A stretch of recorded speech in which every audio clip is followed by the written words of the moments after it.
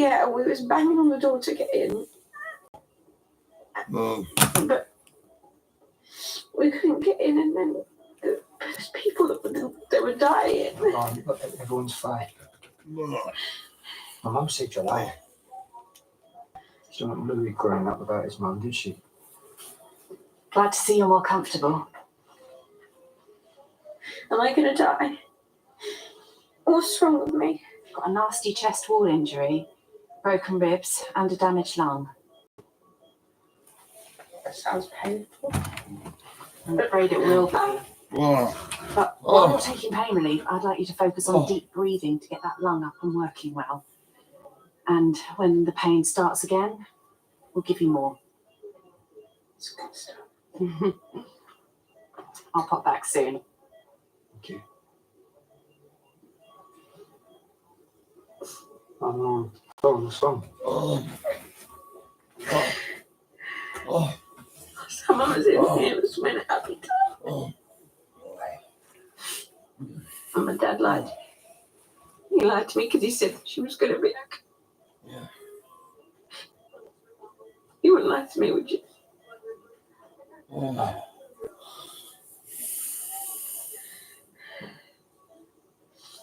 Look, it was really scary in the club tonight. I thought you were gonna. Doesn't matter.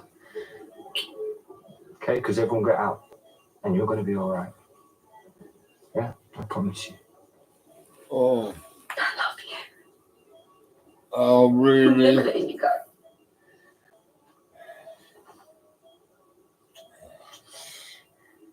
Well, that's good then. I love you. And Louis. Oh, I've never been happy. Even though your mum hates me. Mum doesn't hate you. She wouldn't have saved your life if she hated you. It's true. Why was she? What?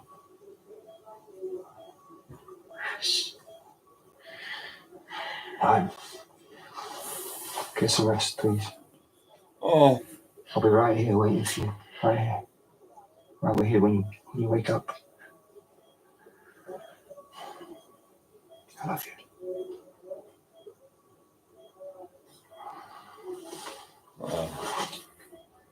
So there was all this shouting on the stairs and screaming, and then this man runs in. So I hid behind the ring, behind the mats.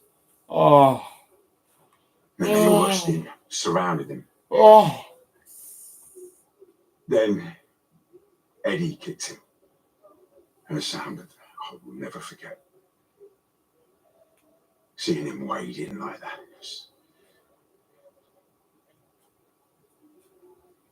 You don't need to hear it anymore.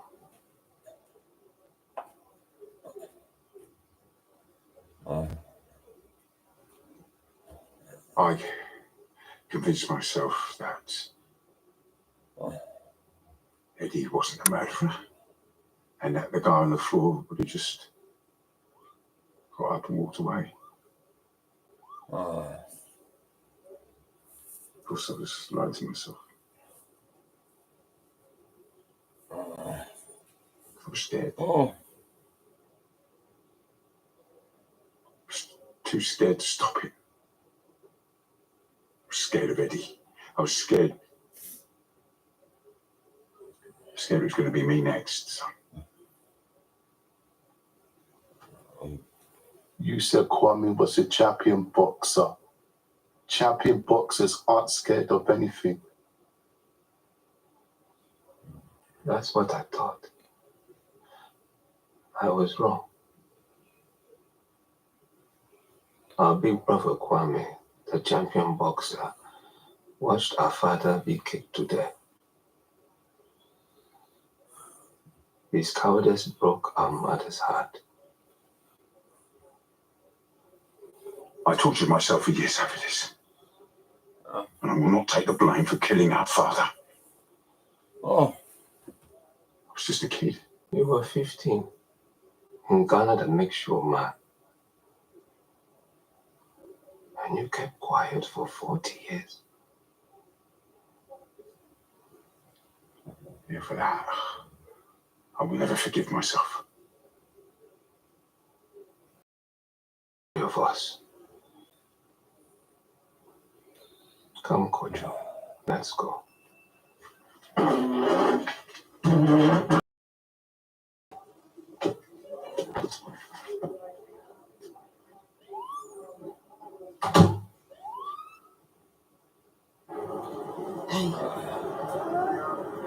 no matter what happens, do you know?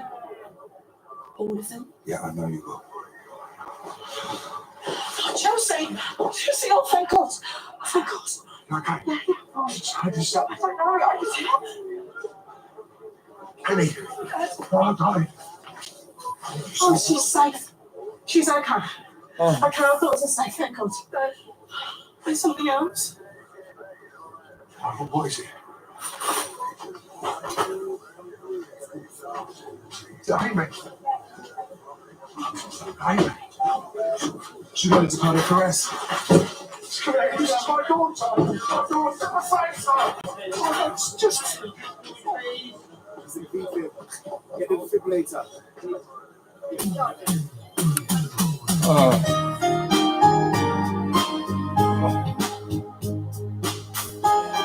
Have you seen it yet? Join the animated gang of the Golden Cobra Takeaway on iPlayer. Just press red. And the story of a bizarre reality dating show, new podcast, The Bachelor of Buckingham Palace. Listen on Sounds.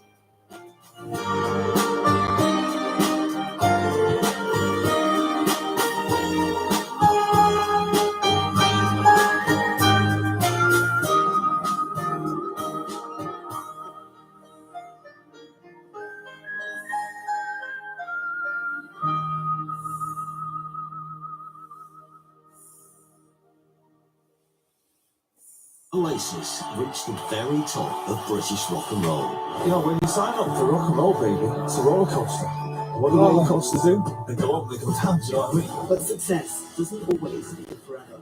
He had a roll with me. She had a 5, and that was it. The rise and fall of Oasis. Listen now on BBC Sounds. It's the story of a kidnapped model that caught the world's attention. That was good of you.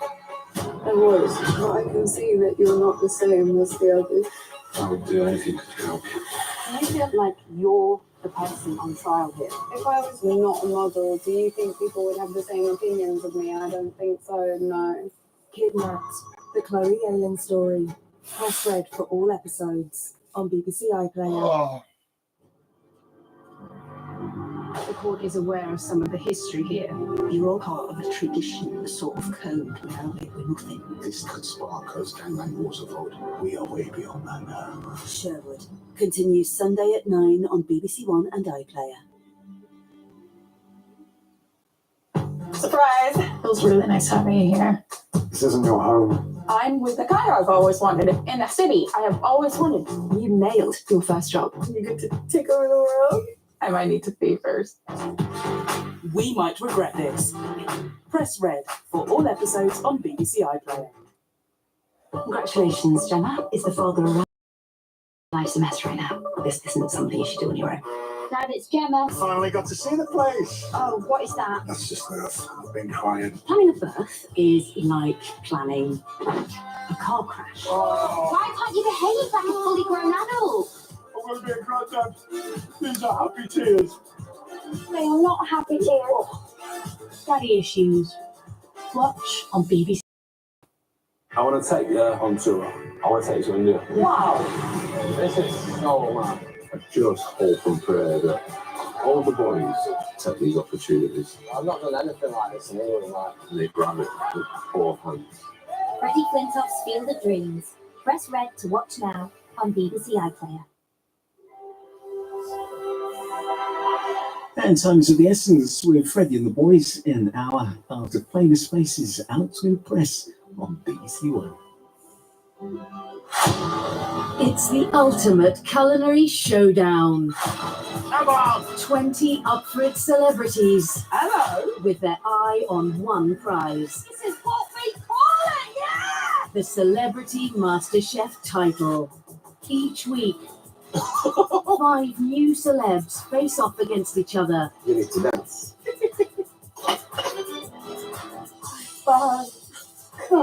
In a quest for culinary stardom. It's been emotional. Nobody won MasterChef by playing it safe. They have shone in their careers. Can they shine in the kitchen? One of them's going to take the title. Let the fireworks begin.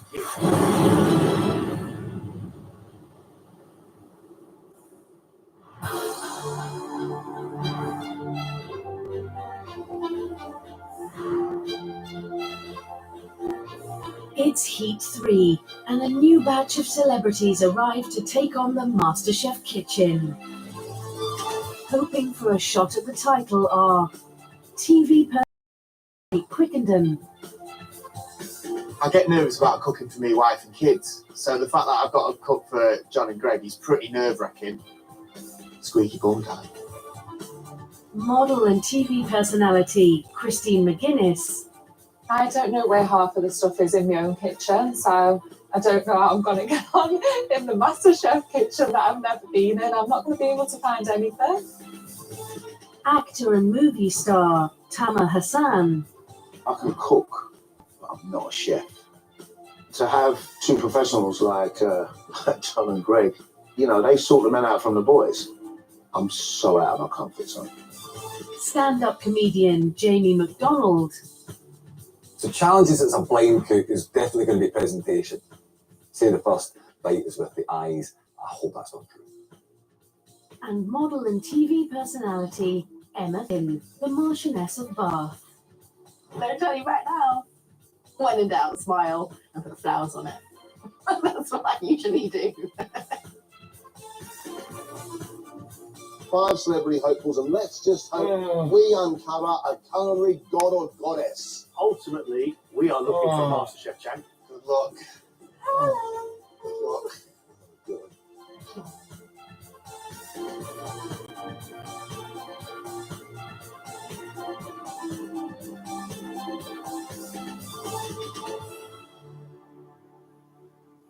Welcome, very warm welcome to Celebrity MasterChef. A special welcome to Max, who is Jamie's sighted guide. We are very much looking forward to getting to know you, but more importantly, we want to know not just how much cooking you do, but how good can you be? This your first challenge we like to call Under the Cloche. And underneath each of these cloches is an ingredient. 5 different ingredients. With that ingredient, we'd like you to cook for us a dish. But that ingredient needs to be the star of the show. Tamer, you're first. Up you come, please. I love cooking. I do all the cooking at home. I've never worked with grams and weights and put one of this, 2 of that, because I'm always about just cooking with love. You got a plan? You know where you're going to go? Yeah, I'm going to go number 4 because that's my locker number. Oh, figs. Someone's want to call me a taxi. All right, okay. Are you happy with that? No. No. Not at all, if I'm being honest. But we'll have a go. Let's see. Have a go. Let's see. Thank you. Emma, it's your turn, please. I love sharing food, big plates, sort of beautiful, sort of abundant platters. That's the best way of eating, in my opinion. But this is not that. This is precise and delicate.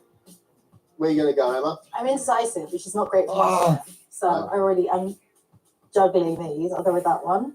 Which one? Should I take it off? Today's gonna be the day it's gonna be Is that back cod? to you. Almost. What is it? Hake. Who said that? I said hake. Jake. It's the only fish I know other than cod. Are you a fish cook? I am now, I suppose. We shall see. Let me know.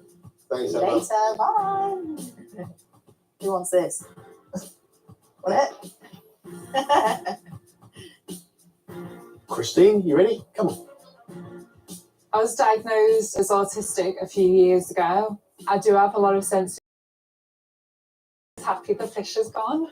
The smells, the textures, not just cooking, but tasting. It is something that I avoid. I avoid an awful lot.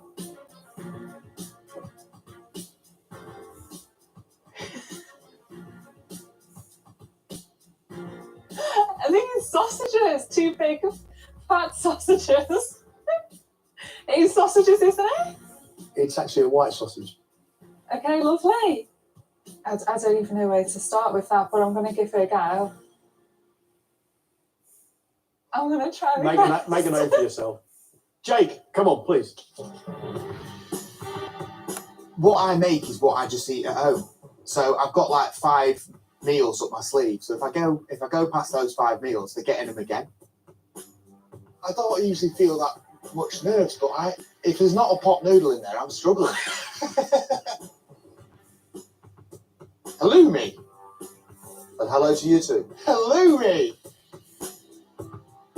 All right, sweet. Thank you so much. You feeling better now? A little bit. I know what it is, so that's a good start, isn't it?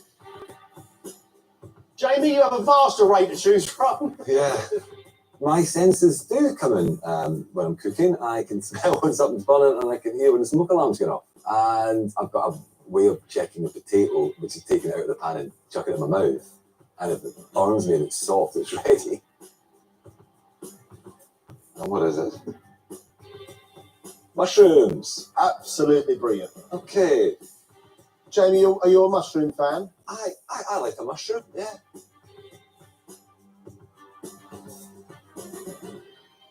One dish, 2 portions of that dish in 1 hour. And you're able to use whatever you like from the larder behind us. Time to put a plan together.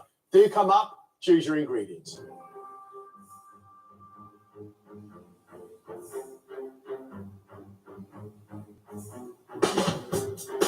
They've got to take some time, think about what they're going to make, and plan a dish. They've got to stay calm and build on whatever experience they've got. What's that? What is that? That's puff pastry. And then this one's thinner. I feel fine. Then I feel like I'm gonna. I feel fine. Is that how I'm supposed to feel? I don't know. I didn't realise I'd have to make my own pasta, so I've had to totally rethink because I have no idea how to make pasta. I don't know how it's going to go, but I've got a little bit of an idea in my head.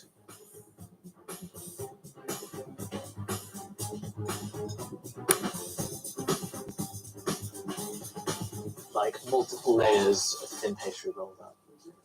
Scottish comedian Jamie MacDonald is a critically acclaimed stand-up. A favourite on the comedy scene for over a decade and winner of Best Presenter for his documentary Blind Ambition. My style of cooking is methodical. I think I need to know what's happening and when it's happening. I can't have stuff everywhere. If there's too much clutter, that's when I start like setting myself on fire and cutting my hands off and stuff. And what the hell is that? I think I'll just chop it and fry it and hope for the best. Do you cook for the family? Yeah, I cook for my wife and my dog. Well, nicer stuff probably for my wife and the dog, but I enjoy it. When you got the mushrooms, yeah, did you feel relieved? Or? I felt relieved. Yeah, I know a mushroom. I've cooked with mushrooms before. I hope I've got a bit of an idea. I'm going to make a mushroom and kind of bacony, lardony kind of little tart thing. Right. Okay. But the nerves are starting to get a little bit. You do stand up, yeah, radio, television. Yeah, Why nervous about MasterChef? Well, I think there's like when you go to other kind of shows, it's just like comedy, and that's what I do. You can be kind of prepared, or it's kind of interaction. This could just go spectacularly wrong. I could just get the last train back to Sheffield tonight. What he's going to do for us sounds almost like a samosa cum pastir idea, sort of an envelope of filo pastry with a mixture in the centre. Eggs, cream, cheese, mushrooms, bringing those together. And you can make sure that everyone gets a bit of the sweet oyster one. Mushrooms release a lot of water when they cook, but that little filo pastel needs to be crispy on the outside, lovely and soft on the inside, and we want to be able to taste the mushrooms.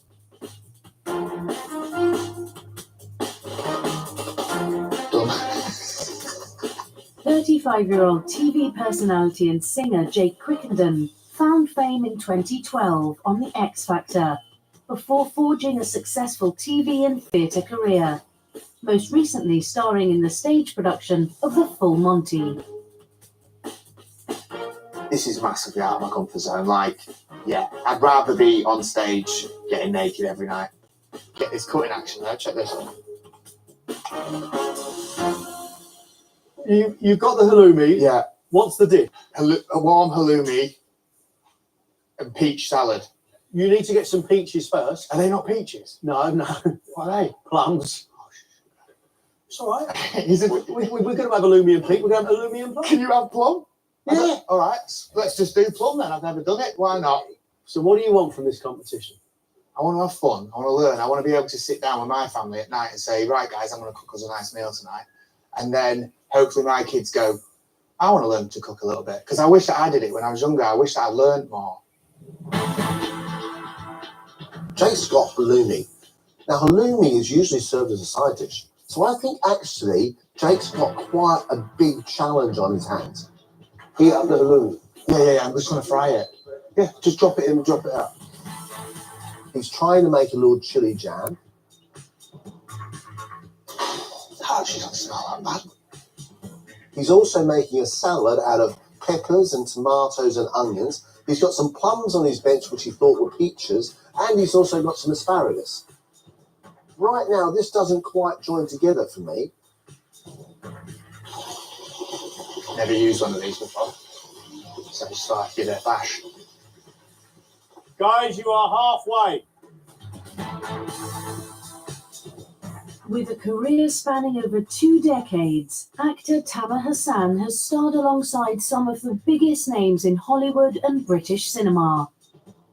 With a passion for food, Tamer inherited his love of cooking from his Turkish Cypriot parents.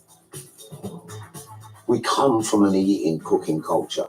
You go to my mum's house, there's food everywhere. So I like to see colours, see flavours, different smells and tastes. He's taking figs with honey and he's baking them in the oven. But he's going to serve them with lamb. Lamb and figs together with honey? Maybe. The figs need to be lovely and soft and almost falling apart. Lamb cutlets, the fat rendered down really, really well. And a river of pink running through that lamb. Is this a lamb dish or is this a fig dish? Did you have Turkish food growing up? When I was growing up, I was the only one that loved school dinners because my mum predominantly just cooked Turkish food. British society, you sort of want to eat fish and chips and burgers and chips and all of that stuff. And then I'd go to school and I was the one that wanted seconds at the blancmange, cold custard. I was up all the time. All of that sort of British food culture at school was amazing for me until I left home. And when I left home, boy, did I miss my mum's cooking. What do you want from this competition, Sam? I want to win. Of course I do. I'm very competitive. I want to get to the end, get to the final at least. But I want to learn how to be a chef. The career you've had, if you can't be a chef, can you act one? I could listen, I lie for a living, don't I? I'm an actor, I can be whatever you want. So I'm pretending to be one now.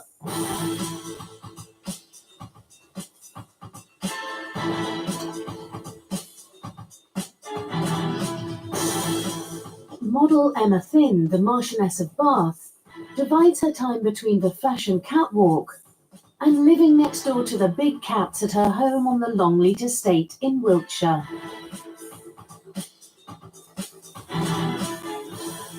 When I cook, it's usually whole fish, whole chicken, big portions. I love spice, I love herbs, I love trying all different things. Yeah, I think it's exciting tasting different flavors. Emma, you actually are a Marchioness, right? Is that right? Yeah. Do I call you Your Grace? Or... No, certainly not. No, it's Emma. Your dad was from Nigeria. Yes. Did Dad cook Nigerian food when you were growing up? Oh yeah. My mother's English, my father's Nigerian, so I grew up cooking with my mum, making Victoria sponge and lovely things like that. And then my dad's influence comes through the spices and chicken, meat on the bone, lamb, and big, massive prawns. They have incredible prawns in Nigeria. I love those. So you've had a really exciting food upbringing. Yeah, I love food. I love food. I hope I can deliver you something that you like. Emma's got the hake, lovely piece of fish. Hake overcooked goes like cotton wool. Make sure that fish is cooked really nicely. She's got some roasted vegetables. She's also made sliced potatoes very, very thinly. Chorizo and hake go together absolutely perfectly. It could be really delicious. So that's what I would like to eat if I was at home. Right, is this cooking? Is that on? Blackpool-born Christine McGuinness is a successful model and became a household name after starring in reality show The Real Housewives of Cheshire.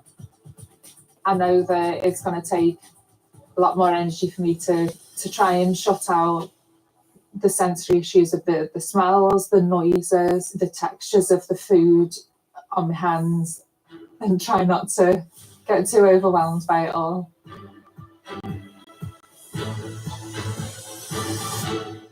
You actually are pushing yourself here right now. Yeah, the smell, the texture of everything is quite a lot, but I want to do it. Why? Can you tell me why you want to do this? My children, all autistic, really, really struggled with food. The only way to is by facing your fears, is to, you know, touch food, to smell it, to taste it. So even now in my 30s, I'm autistic and I still eat a very plain, basic beige diet. So for me to be able to come here, try, and just be a bit more comfortable with it in the like most pressure place ever, in the kitchen, I think I've got to do more. I've got to try, and I want to. Christine got white pudding, a really lovely white sausage, very, very heavily seasoned. She's going to actually make the breakfast, which is toast, which is beige, the white sausage, which is beige. I want it to be crispy, but I don't want it to be dry. Bacon.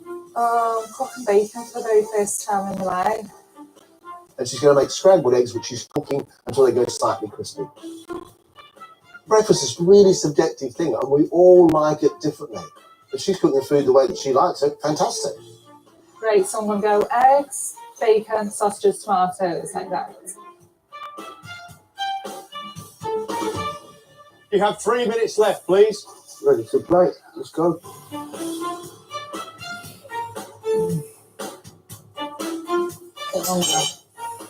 Just making some croutons. They might be a bit oily, but... You have 90 seconds. That's all you have. We're good. Just going to plate everything up. And place them to your right.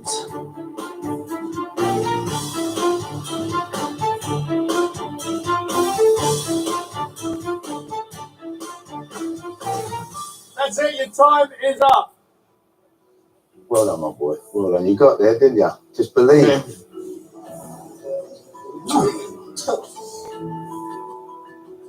First up is TV personality. Her ingredient was white pudding, which she fried and made into a full English breakfast, along with bacon, scrambled egg, oven roasted tomatoes, and eggy bread. I think this is really proof that with a round like this, you've got to cook something you know. Because I think it looks great. Looks really, really good.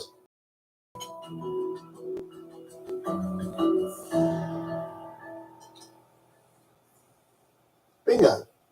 Brilliant. You've got that spiciness coming from the white sausage. You've fried it so it's crispy on the outside, giving it a bit of texture. And bacon, smoky and crispy. The scrambled eggs, really nice. Nice, not too dry at all. Lovely big doorstop piece of bread, which is crispy on the outside and soft on the inside. And then tomatoes go across the top, almost like you're making your own tomato ketchup.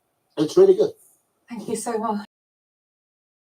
That's what you said you were going to do, and that's exactly what you've done. You've cooked everything really well. It tastes great. And you've even brought presentations. Thank you. Better than you thought?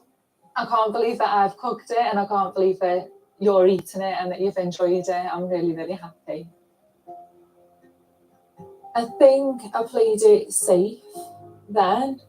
I stuck to things that I reckon, even though I haven't cooked it many times before.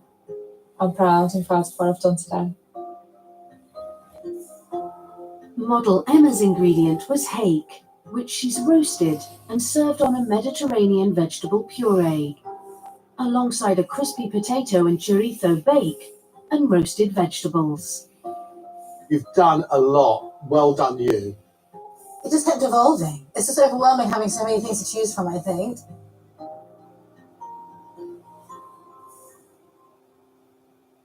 Your fish itself, the flesh of the fish is cooked really, really nicely. Some great textures, crispy chorizo, crispy potatoes, almost like fish and chips, but in a posh version. I think you've got some great flavors here, some great ideas. It tastes good. Everything you've cooked on there is cooked well, and you're demonstrating so much knowledge. You have made a sauce out of peppers, tomatoes, quite a bit of garlic, some spice. It's beautifully made. It's smooth. You could have done half of that and I'd have been impressed. That's some good cookery going on in there, Emma. Oh, thank you both so much. See you soon. Everything tasted nice individually. I definitely don't cook things like that at home, really. Honestly, I just wish I put less out. Actor Tama's ingredient was figs, which he's roasted and served 2 ways, with dried apricots and honey, as well as rendered lamb fat, along with lamb chops and oven-roasted tomatoes.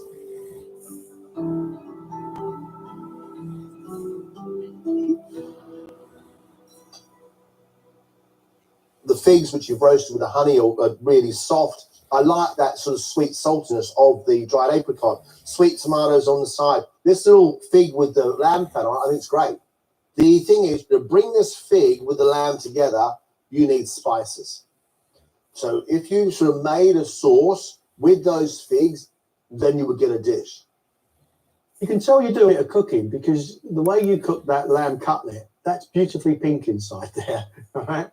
I'm not sure you've pulled off a completely successful dish because I don't think you know how to combine figs with the lamb. You're sticking it on there and hoping it works. It was guesswork. Fig and lamb, I don't know. When I lifted the kosh and so it was figs, I panicked to set in straight away. I've got to prove to them that I can put a dish together. TV personality Jake's ingredient was halloumi, which he's fried and served with a pepper, tomato, onion and plum salad with pecan nuts, parmesan croutons, asparagus and a chili jam.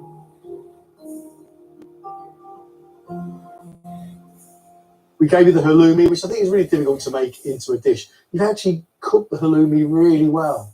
You deep fried it. It's perfect. It's not greasy. Absolutely perfect. It will go with those sweet tomatoes and the bite of the onion. I like it that you had a go at the chili jam. It's not thick enough to be jam, but it tastes of like salty soy. It tastes of honey. I liked it. I like it. There's a lot of chili in there, and I keep on dipping bits of halloumi into there.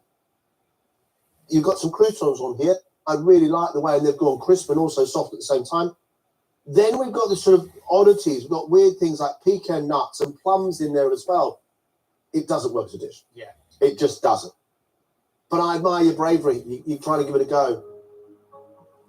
I've had a salad with peach and walnuts in before, but they didn't have that. So I went for the 2 closest things, which were plums and pecans. Last up, comedian Jamie has taken his ingredient of mushrooms and made a mushroom, bacon and parmesan phyllo parcel, served with croutons, a tomato and spinach salad and a mint yogurt.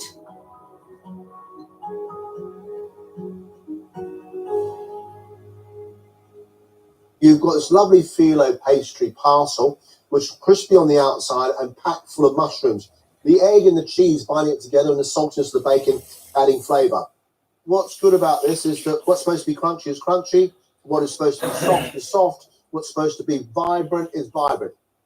Your croutons aren't necessary, however, everything's flavoured really well, it's cooked nicely, it's got great texture.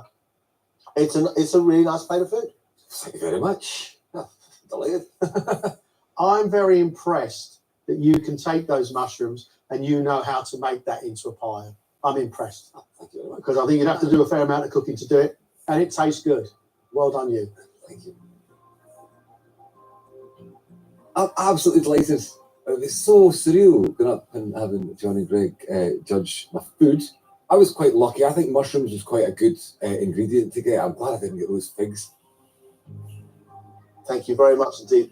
We now know a little bit more about you. That was good fun.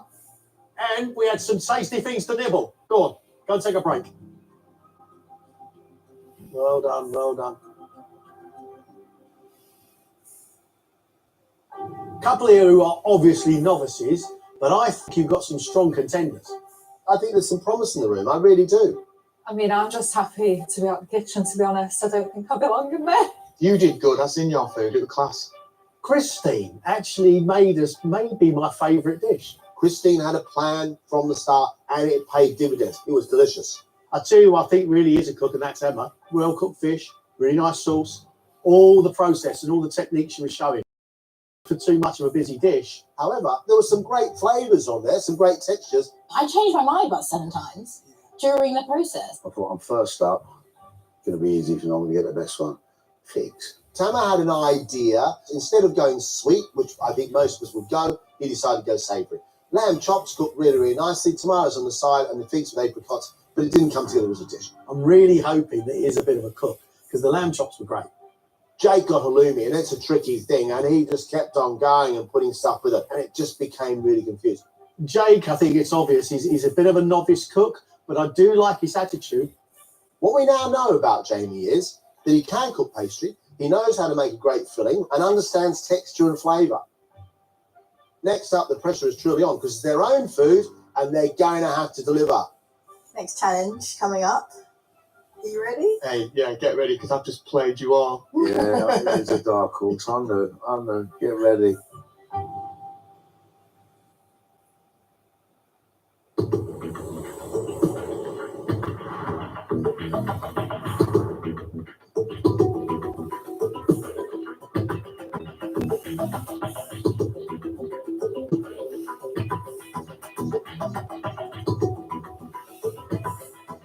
Welcome back. You've had your first taste of MasterChef. Well, not really a taste, actually just a nibble. Now we want to move on to the proper feast. Your chance to show off with 2 courses that you've had a chance to practice. These are your dinner party favourites. And me and John are coming as guests. A main course and dessert in 1 hour and 15 minutes. And it has to be great, because at the end of this, sadly, one of you will be going home. Ladies and gentlemen, make it delicious, make it wonderful. Let's cook. Is that milligrams? I don't know if that's enough. For me, it's about doing the right things first. What impresses me at a dinner party is when somebody does a dish, not out of a recipe book, but a dish they've done many, many times. That's a Bramley. That's a Bramley. We want to see them defining a style, the sort of food they truly love, the food they love to cook for their friends, and things they too would like to eat. When you're with your friends eating delicious food and having a nice time, that's the dream, isn't it? I mean, this is what we're supposed to know how to do. I've only ever made this once before. My social skills aren't great, so I avoid dinner parties. I don't attend them. I don't throw them. The only dinner parties I have are the ones at home with my 3 little children. 2 courses. And what are you going to cook for us? To be honest, I wanted something that was similar to what I make at home. My children's favourite food, of course, is chicken nuggets and chips. But I wanted to make a better version for you with a tikka sauce, a dipping sauce. I want you to dunk your chicken in there. And then I'm doing a tiramisu for dessert. My mum has always made tiramisu. It's always been a favourite with the family. Everybody loves it. I've never tried it because the smell of the coffee for me is quite overpowering. Mum knows your relationship with food, right? Yeah, she does. What does she think about you coming on MasterChef? She told me not to do it. She was like, please don't. You're just going to embarrass us all. Christine is cooking food that is a reflection of the food that she eats at home. We've got her take on chicken nuggets. She's going to crush up some really highly flavoured corn chips. Now, they are really quite spicy. I think this is really, really bold. And this is making what she calls a tikka dip, mainly with tomatoes and chili, but flavours she doesn't know and flavours she doesn't eat. So how's she going to work out that taste? I'm not quite sure. I don't like cooking with onion, but it seems to add a lot of flavour. So I've had to use it, even though I didn't want to. Cooking things you don't like the smell of or feel of, that's a challenge. Chips. Crunchy on the outside, fluffy in the middle. Make sure you get some seasoning over there. Dessert is a tiramisu, a wonderful thing. Coffee liqueur, mascarpone, and of course spongy fingers that should, this is the secret, not dissolve completely, just hold a little bit of texture, but not be dry. I'm definitely not a lover of being in the kitchen for too long. What am I doing here? It's MasterChef. I'm so far away from being a chef or a master of anything. Oh, well, God loves a trier. I host a lot, and I definitely host hard. Had some pretty extraordinary dinner parties, and we're like hippos watching us having dinner, which is casual, casual right along me. You'll hear a lot of animals roaring, and you'll see some unusual things. Emma, you more comfortable now? Second round, your own dishes? Trying to be. I think it's about precision and being decisive and executing something very cleanly. What makes a great dinner party? Variety. Variety is the spice of life. A good guest list and a good cocktail menu. What are you making to impress right now? So I love shellfish. King prawns with a shellfish medley and some crushed peas and a velouté sauce. Where did your love of shellfish come from? We go to Portland and we have a beach hut, and I love, tasting that lovely English shellfish, which is so delicious. And for putting the flourless dark chocolate cake. So Why flourless? I love it. I actually prefer it, and I think it's more sort of indulgent. It feels special. If people are coming to my house, I think it would show that I've made an effort. I love mussels and clams as long as they're nice and bouncy and they're not too chewy. The prawns, so she's going to cook them in lots and lots of butter, plenty of seasoning. She's taking the liquid from the clams and the mussels with some fish stock into a roux and making a sauce that's going to go around the outside of the whole thing. That's going to be really quite strong and potent. I just hope it's not overpowering. Dessert is a flourless chocolate cake.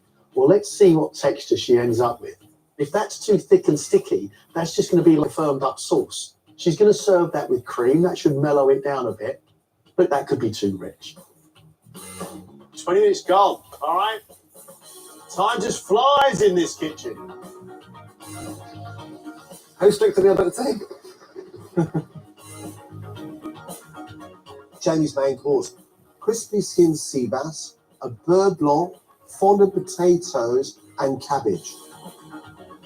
If he gets this crispy sea bass and a fondant potato, which is lovely soft all the way through, and a creamy rich beurre blanc, you can't see what he's doing, but just smell it and feel it. That is quite incredible.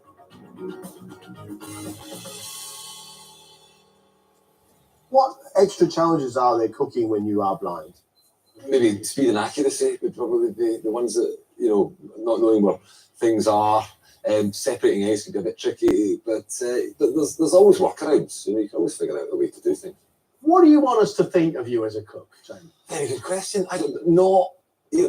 Quite nice flavours. I quite like it might not look amazing, but it should taste good. Are you a dinner party sort of fella? Yeah, we have people around all the time. Yeah, I love it. Yeah, come around, get some drinks in, get the cooking on. Vaguely remember pudding, that kind of good boozy nights without my kids. So is that what makes for a good dinner party? It's terrible, but it does. I've never, a dry dinner party is not worth the paper it's printed on. Dessert, Jamie's doing an apple crumble and custard, mate. Classic beauty. Me and Jamie, we have got exactly the same idea about what makes a good put. The filling needs to be wet. You need to go through that crumble top, and it should be dripping off your spoon, not dry chunks of fruit. The big thing for him is custard. You're watching it. When it starts to boil, and you take it off really quickly, and he doesn't have that luxury. He's going to have to do it by feel. My hope is to not have a howler. I've practiced a lot of my dishes. I've cooked a lot of the stuff, but yeah, it goes well most of the time. You are halfway. Halfway. Good luck. This is the most stressful thing I've ever done in my life. Why would anyone do this?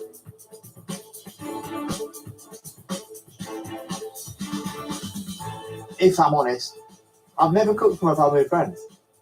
Yeah, I haven't. We just get takeaway. It's looking like great ingredients here, Jake. Yeah, this I'm hoping it's going to be better than my first meal today. So I'm going to do fillet steak, dough from white potatoes, and then a blue cheese sauce. And then I've got no-bake raspberry and chocolate cheesecake. So we've all had a cheesecake. What's the secret to a good cheesecake? A nice crunchy base, different flavours throughout. So I've crushed up some raspberries and put that in through the mix as well. And just, it has to look nice. I'm confident I can pull the dessert off. The steak will be all right. Potatoes, I'm a bit worried about. Someone said you need a mandolin to cut them. I thought a mandolin was a small guitar. Why have you picked steak? I love steak.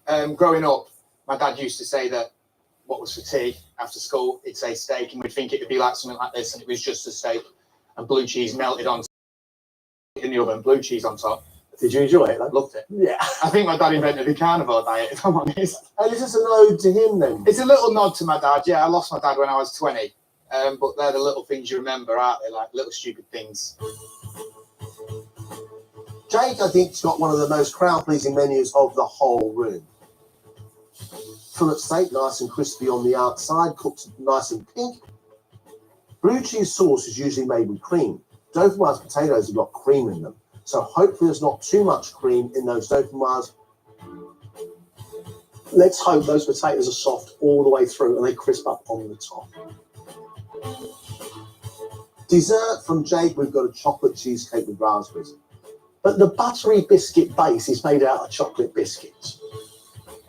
He's got to be careful here that he gets the balance of sweetness just right, because the base of chocolate biscuits is ultra sweet. We'll be all right. Cheesecake, you can't go wrong with cheesecake. 30 minutes left, please. 30 minutes left.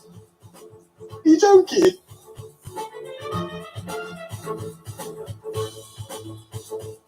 Probably not prepared for anything in my entire life as much as I've prepared for this. It's literally consumed my life. That's not going to work for me. The biggest test is the time. This is where the fear kicks in. Couldn't use that machine, so I've had to go old school on it. This is hard work, this is.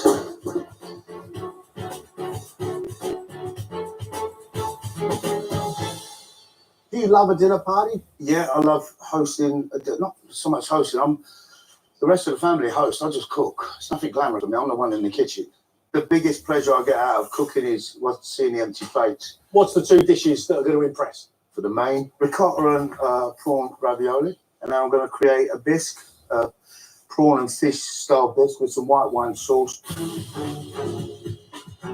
We've got a prawn ravioli, prawn meat, which is chopped up with some ricotta, but he's not using a pasta machine. He's just using a rolling pin. But that's great, but as long as that pasta is not too thick, otherwise it's more like a dumpling. Struggling, mate. He's going to serve those ravioli in what he calls a bisque cum white wine sauce. I'm glad he's using the shells because that's where all the flavour is. And the dessert? Forest fruit, mascarpone, mousse, cheesecake. Brilliant. It seems to me that we've got mascarpone and some forest fruits all folded together with some biscuits in it. I'm not quite sure what it is. He's not quite sure what it is. I think time's going to tell. You've got 5 minutes, guys. Just 5 minutes left. Did you set a timer for 4 minutes?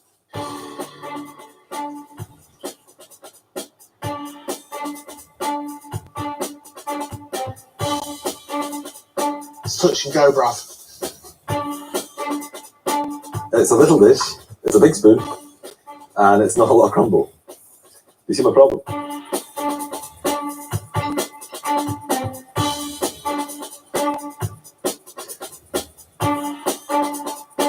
Oh, look at that bash. Yeah. Jamie, looking good. Yeah.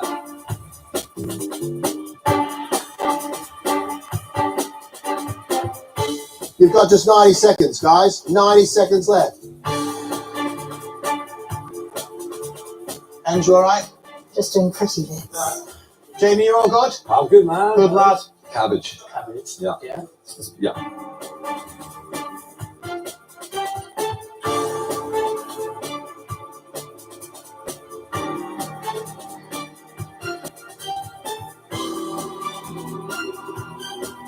That's it. Time's up. Step away. Speeds. Time's up. No, I didn't think that was going to happen. I don't know if the chicken's got through. I don't know if I've put the right amount of spices into the sauce. Yeah, I'm happy. I think. Yeah. Emma, up you come, please. Everyone's so nice. Really? Yeah, they are. Emma's dinner party main is a seafood medley with king prawns, mussels and clams, along with crushed peas and a seafood veloute. You have a good eye for presentation.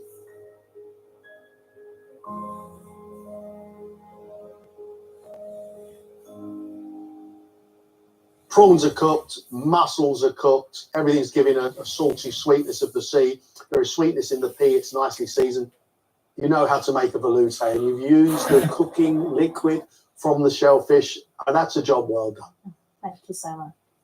The sweet peas, great. A little bit of rocket running through the whole thing, a bit of pepperiness. Tastes good, that's for sure. It's great textures. It's really nicely cooked. No two ways about it. That's good. For dessert, Emma has made a flourless dark chocolate cake with chocolate ganache, raspberries and creme fraiche. Pretty.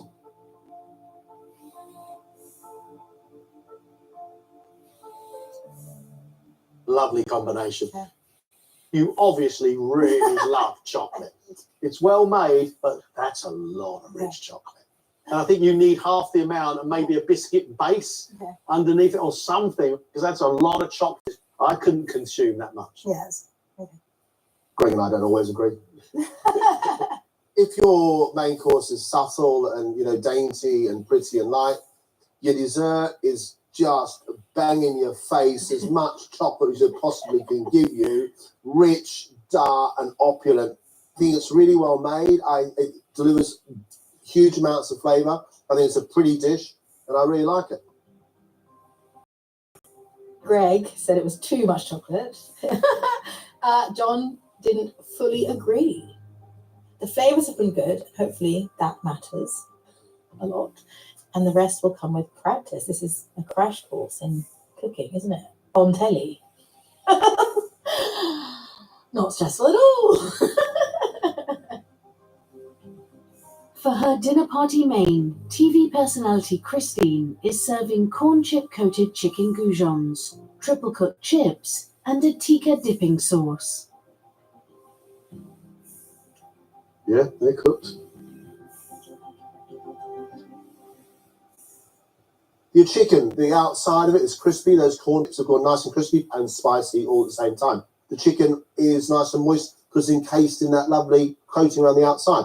You don't need to season it because the corn chips are already seasoned. Thrice cooked chips, crispy and cooked all the way through. That's really good. It's tasty. I don't really understand what this dip is. It's kind of almost a curry sauce, but too sharp. It's almost like a ketchup, but too spicy and quite get on with it. For her second course, Christine is serving tiramisu, layers of mascarpone cream and coffee-soaked sponge fingers, finished with a dusting of chocolate. Is there any alcohol in here? No. Oh. Tiramisu, no booze. Child-friendly dinner party.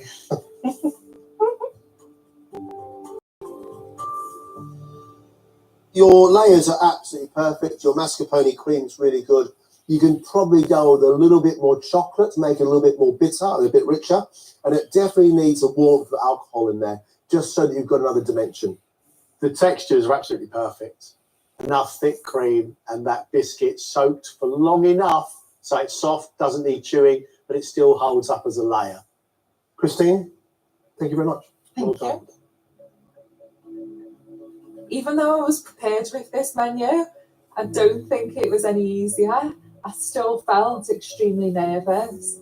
I've pushed myself massively, but I'm also happy it's over. Comedian Jamie is serving pan-fried sea bass, fondant potatoes, Savoy cabbage, and a beurre blanc sauce.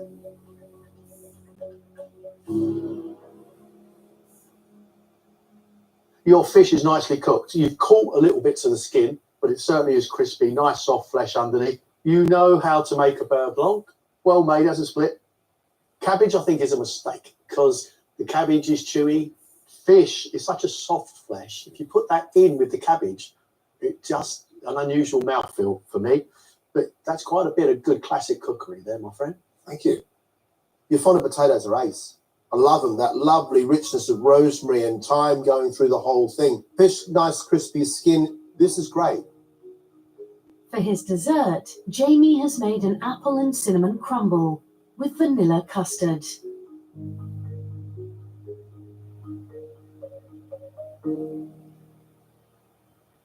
Your flavours are absolutely bang on.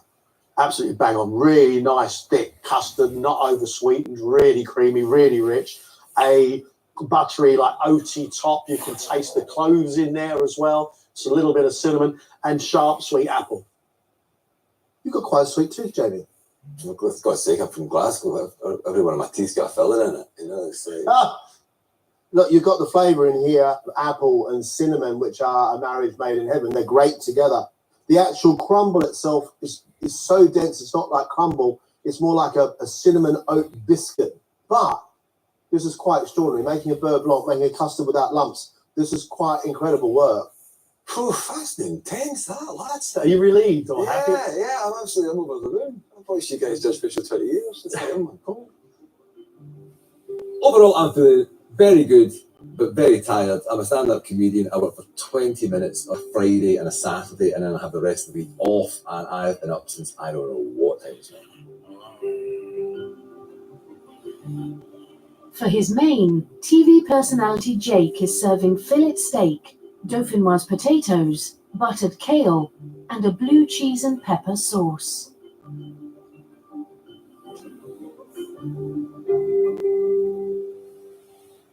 Steak is cooked really, really nicely. I like the way in which you colour that on the outside, nice and pink on the inside. That's great. Your creamy sauce with blue cheese in there is nicely made. Jake, I think you've achieved pretty good stuff here. Thank you. I think this is very good. My dauphinoise is perfect. It's really soft and it's lovely. Kale is really hard to cook. You've cooked it till it's soft and it will fall apart under the tooth. Because you are showing a very, very good touch and a nice eye for presentation. I like this. Thank you. For his second course, Jake has made a chocolate and raspberry cheesecake on a chocolate biscuit base.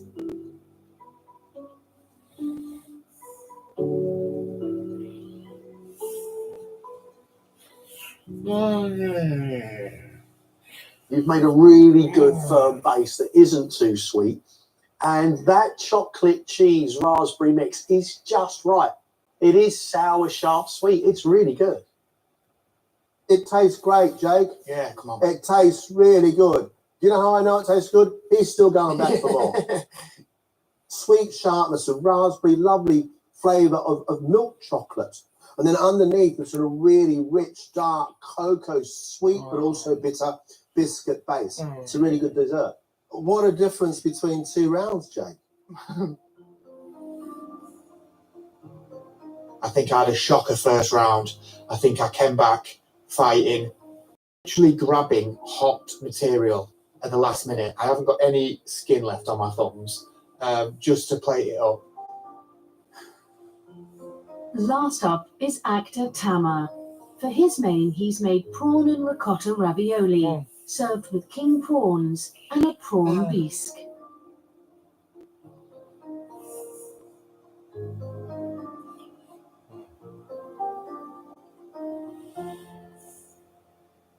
That is a really hard pasta to do. You've done really well, especially if you haven't used the machine.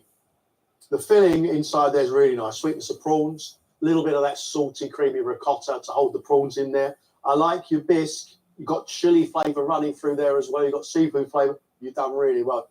The creamy filling I like. Prawns are cooked really nicely. Your sauce, I love the fact you've used the shell, because the shells of a prawn are where the flavour truly is, and that's great. For dessert, Tama is serving a forest fruit and vanilla mascarpone cheesecake on a crushed biscotti base, topped with strawberries and edible glitter. You've made a sparkly splotch. It was a half moon when it came out of the freezer, but it kind of collapsed on me a little bit.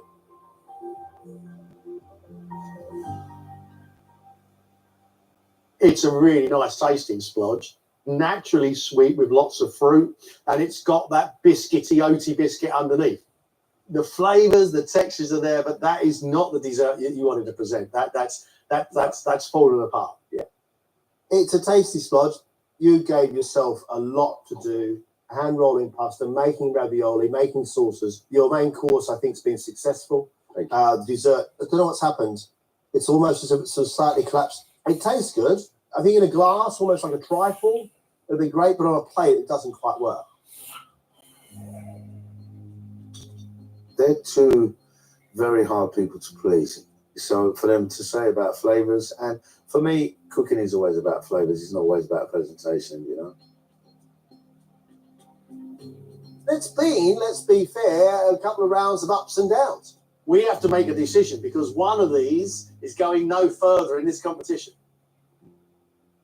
I've got to say, I'm really impressed with Jamie. What he's producing, I think, is truly ambitious. Sea bass, a beurre blanc, and fondant potatoes. I really like the fish. He crisped the skin up well.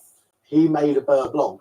He made custard. Jamie obviously has a great deal of cookery experience. I'd like to see more of him. I'd like to see how he develops. I was really impressed with Jake in the progress he showed from one round to another. Really lovely creamy dauphinoise, perfectly cooked fillet steak. I like the blue cheese sauce. I was actually surprised and delighted by his raspberry chocolate cheesecake. And his food is crowd pleasing. That is going to take him a long way. Emma, perfectly cooked mussels and clams, prawns cooked very, very well, and then a shellfish velouté around the outside.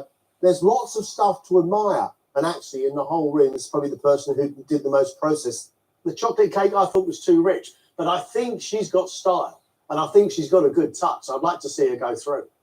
So that means we've got Jamie, Jake, and Emma through to the next round. That gives us a conversation about Christine and Tama. Tama did a lot of process. Made the pasta dough, rolled it, shaped it, filled it, made ravioli. That's difficult to do. He's making a bisque and he's using prawn heads. That's difficult to do. He's actually managing to do it. The flavours of the ravioli were good. Dessert, we got forest fruits with mascarpone. It didn't look right, however, the flavours were really good. Christine cooked food that she would cook for her family, her children. Little bits of crispy chicken coated in corn chips. We got some chips. We got a dipping sauce. It wasn't your favourite. Dessert, a tiramisu. Tiramisu, but child-friendly. They look great. I think the dishes are quite simple, but decent. I honestly think this is one of the biggest challenges I've ever done. I'm not ready to leave just yet, but I'm really proud of myself for cooking in this competition. I'm really nervous about John and Greg's decision. I'm very competitive. I really want to win this show. That's why I want to stay. And I'm having a lot of fun.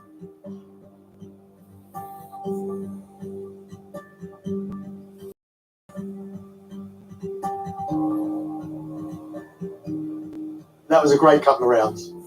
Well done. We know what's coming up next. We know what it is we're looking for. We can't take you all through. One of you is leaving us. We have made a decision. The celebrity leaving us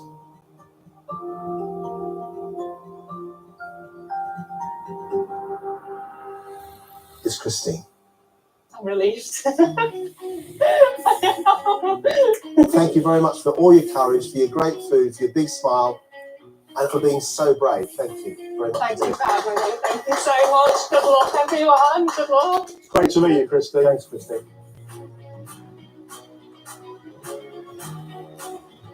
I'm really, really proud of myself that I even went into a kitchen that I wasn't familiar with, that I tried to make food that I'd never made before, but I was well out of my comfort zone. That was too much of a stretch for me. I am going to carry on cooking at home, and I'm happy that I've done it, but I'm relieved that I don't need to keep practicing in front of the nation.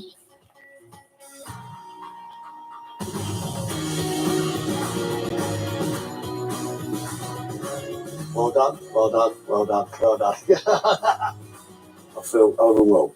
I'm more than anything relief. I've got loads left in the tank. Not tonight though. Tonight I'm done. Oh my goodness, so happy. I love it, I love it, I love it. I can't say that enough.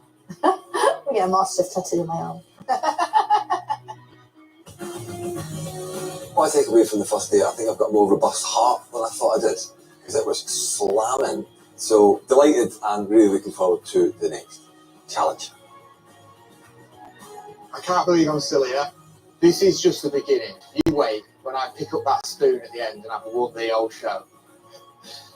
Probably not going to happen, but you can dream, can't you? Do you know what I mean?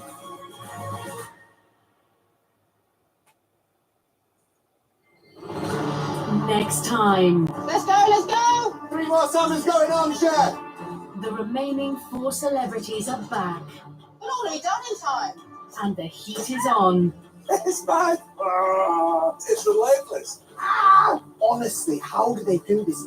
As they cook for a place in the quarter-final. You can't take the heat. Get out of the kitchen. That's what I like to have. Romesh Ranganathan turns detective. His Miss Investigations into some mysterious celebrity deaths on iPlayer now. With their first Indian victory in the bag, what next for Freddie and the boys? The Unlikely Cricket Tour continues on BBC One next.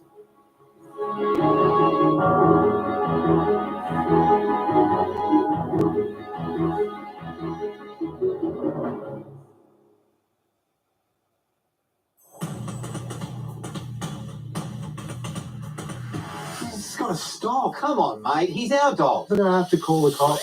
It's probably time to start settling down, mate. You ring my parents? Yeah. Here we go. You marrying this one? Well, this is bad. Yeah. We're all good though, aren't we?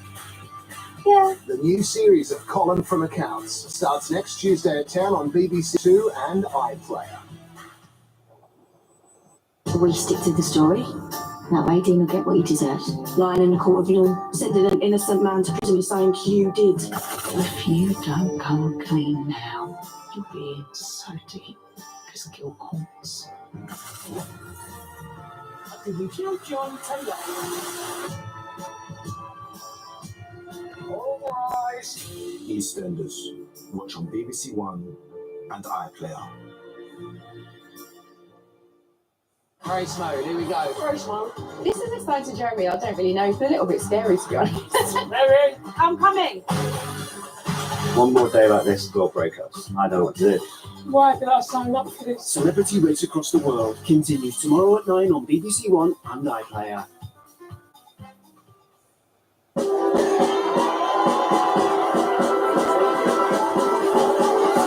Now more self-discovery and scoring runs. Can Freddie and the lads knock it out of the park on BBC One? Lincoln, get off that way. Get rid of that football. Dude, isn't it? 2 years ago, What's going on here? sporting legend Freddie Flintoff Sometimes I wonder what I let myself in for. created a cricket team like no other What has he got us wearing? and changed the lives of his unlikely team. We played like a family. Now Freddie's taking his lads from Lancashire I want to take you on tour. Wow! to compete in India, Oh my god. where they'll have to fend for themselves No, I can't do that. and face their toughest opponents yet. What do we need? 3-1. Run!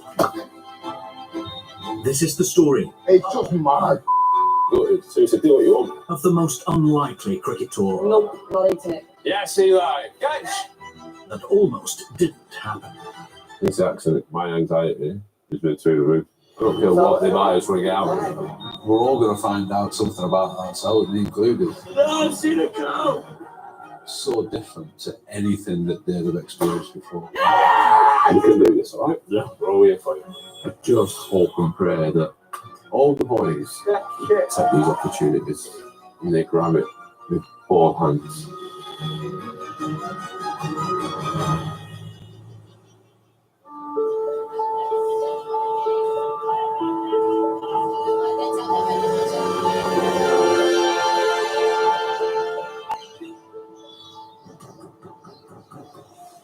As the cricket tour in Kolkata enters its second week. Yes, Emmy. One of England's greatest ever cricketers is trying to get his unlikely team out of bed. We look to leave at 9:30, so he looks tired. Probably just over halfway the trip, and a few sloppy things are starting to creep in. The house is a bit of a mess at times, and the mornings are starting to become an issue. I'm worried that it's going to spread into other areas. Dylan, come on, The funny thing is, I'm going around knocking these lads up, and it's like a classic case of poacher turned gamekeeper.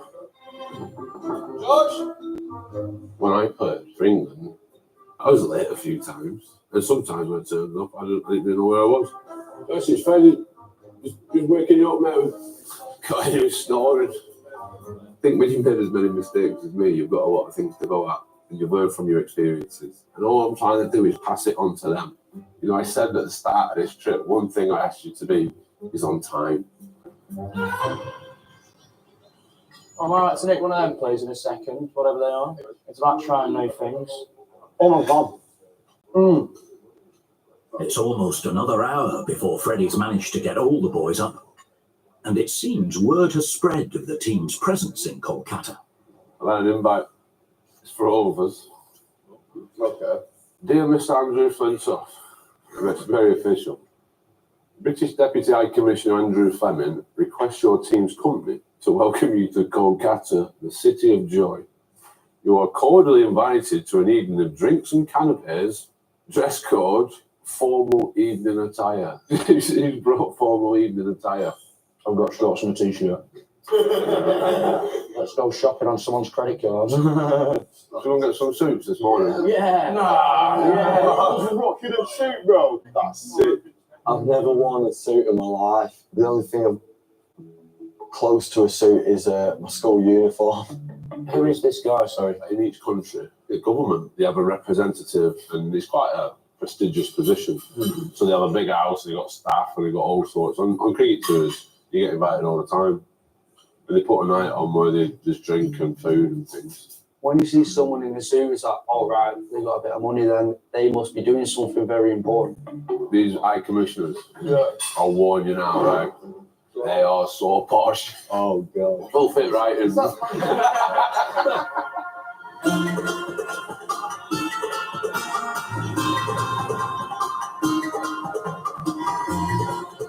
With only a matter of days until the Deputy High Commissioner's dinner, Come on, let's go. Freddie and the boys have an appointment at one of Kolkata's most prestigious tailors. Nice to meet you. Are you okay? Are you, sir? Are you okay? Nice to meet you. Established over 100 years ago during the British Raj, this family business has dressed everyone from politicians to princes. Let's go shopping. Today it's the turn of 9 lads from Lancashire. Do we get to choose whether it's slim, regular? Yes, absolutely. Oh, God. Tailor-made for you. Oh, wow. And whichever style you want a double-breasted, you want a single-breasted with 2 buttons, 3 buttons, whatever. I'm really sorry, this is not now. What does like double-breasted and single-breasted? Double-breasted is something that overlaps. This is a normal double-breasted. That's what we're talking about. This is a 2-button, this is normal, classic 2-button. I feel like Richard Gere in Pretty Woman. 46.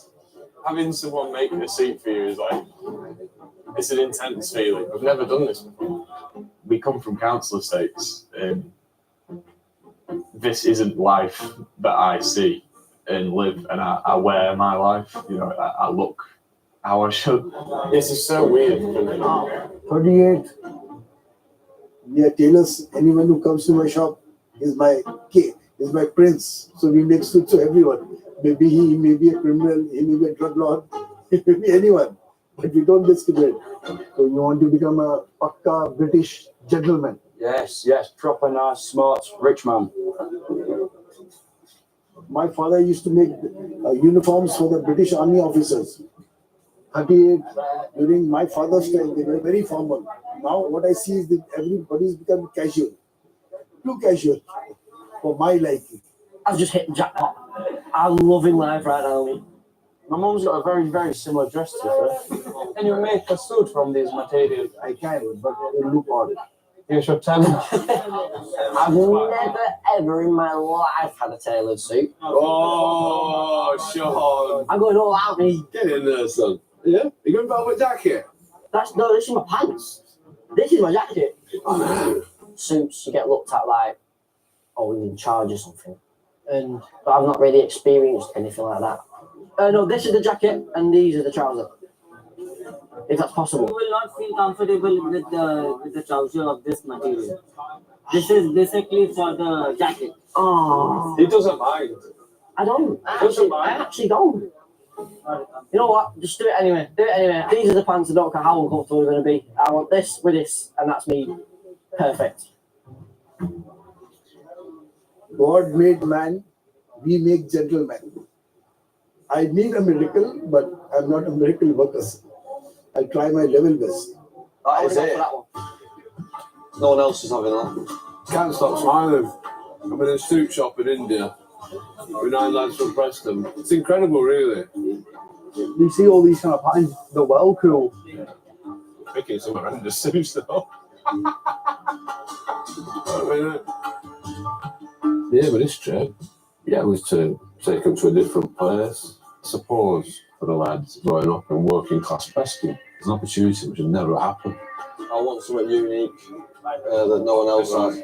I think when you take them out of where they're from, you create all these different experiences, like being outside the comfort zone.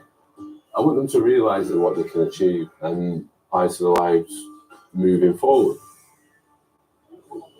Relax. 10.5. You think you were that big?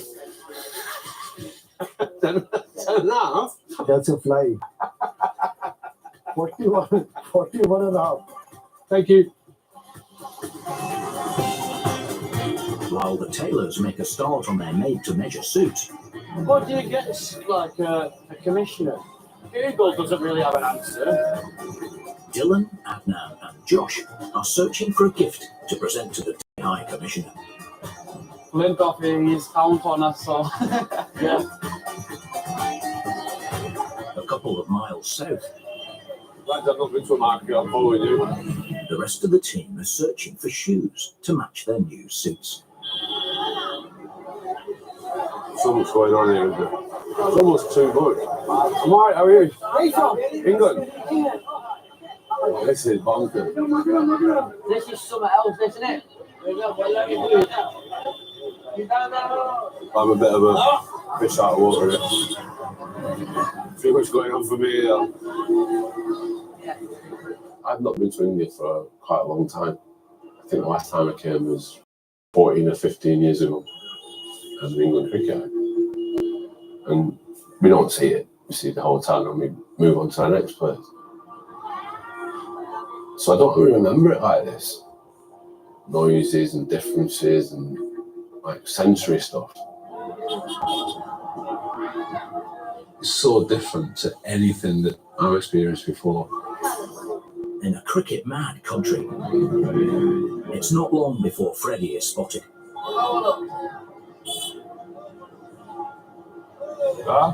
Andrew Phillips of that. Guys are that lads, you're going to be like 6'5", lad. What do you reckon, boys? Anything in here? I don't feel what they might just want to get out. Jesus! Fred, you know you're here, don't you? Simply. Okay, let's go. I'm not sick. Come on. Please.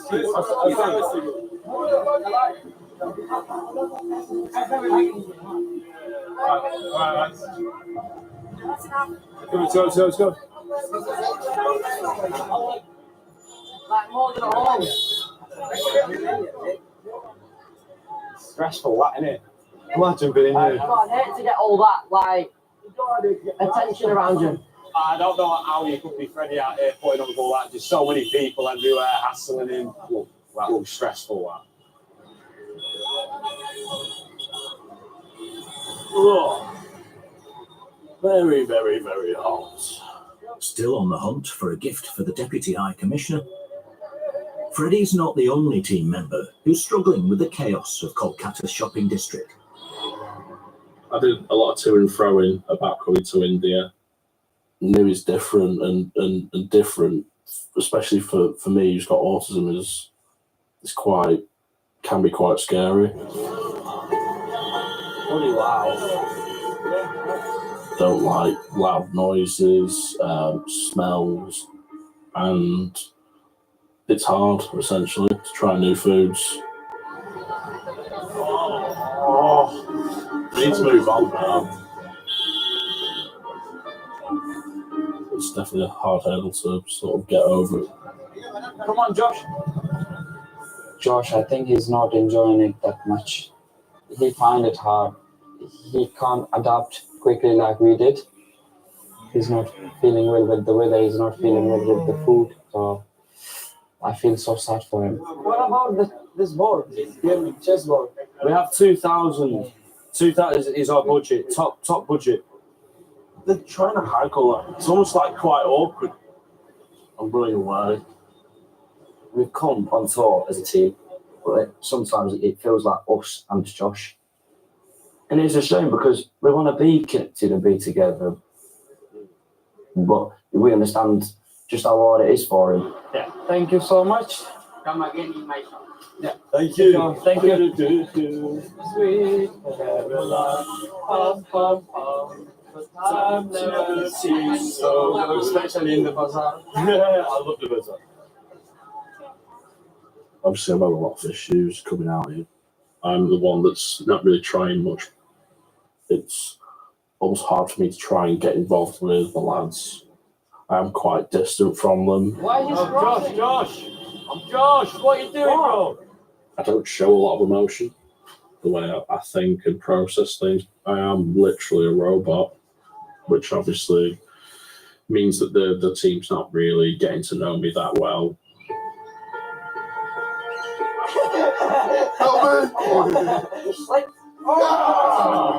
Back at the house, Josh's childhood friend Finn has noticed how much he's struggling.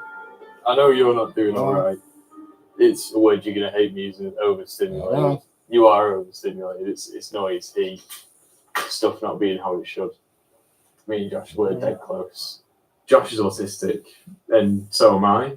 I do try and help him, but we're two very different people and how we deal with it. It's a completely different place, completely different rules, completely different idea of how your day-to-day should be. Yeah, just things that are out of my control. It's so draining. If Josh doesn't last this whole trip, it will break my heart. But if he doesn't want to be here, I have no right to tell him to stay. It's just whether or not he wants to.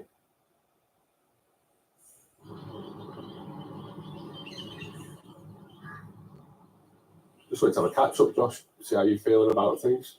Yeah. Body language and where you are suggests to me that you're not enjoying it. That's why I'm asking. What I don't want to do is keep someone here who doesn't want to be here. I don't like taking risks and things that I'm essentially afraid of doing. I don't want to do.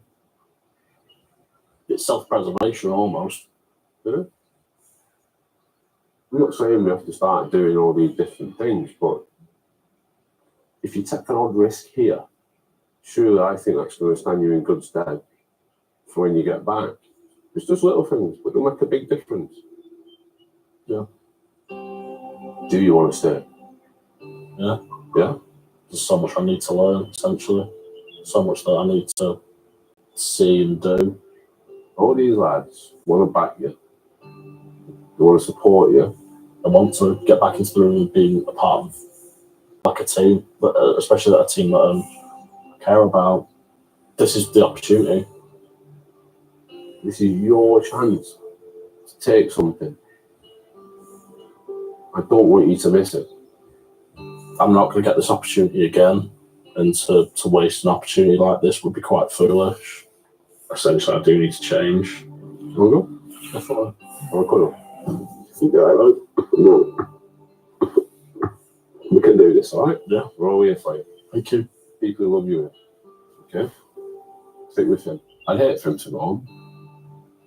From a personal point of view, if Josh went home, this trip wouldn't be a success, irrespective of what happens with everybody else.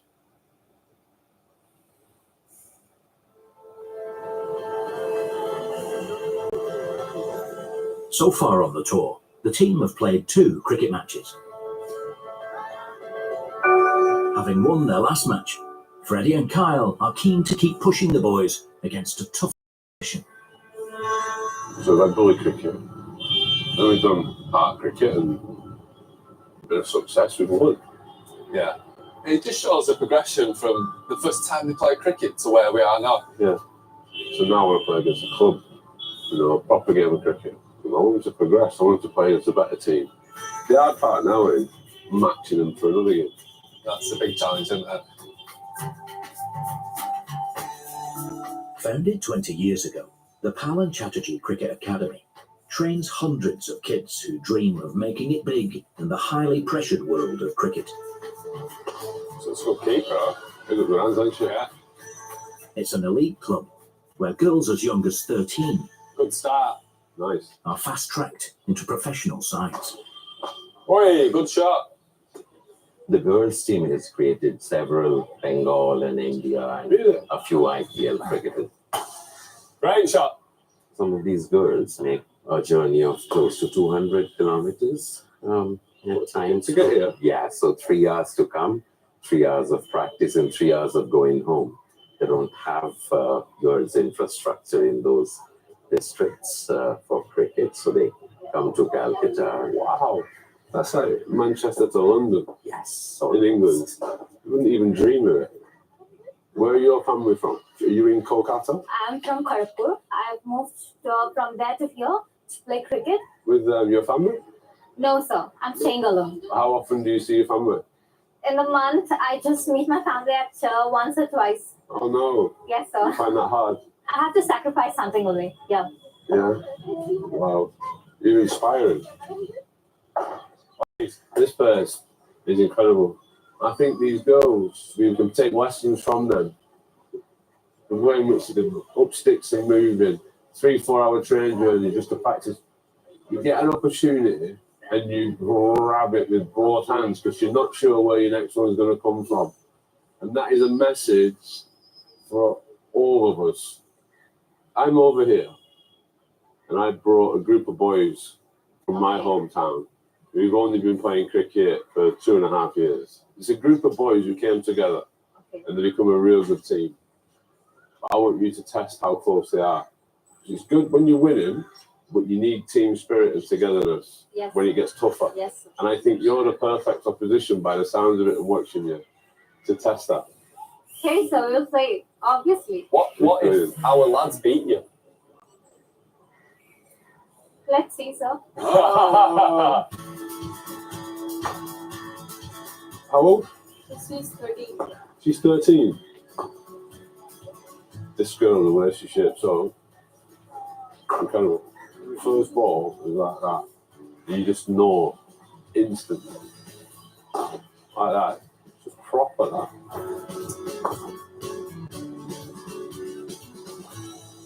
That was incredible. How long have you been playing? 9 years. Honestly, I'm shocked. Your ball was what? Yeah. What pace? All rounder.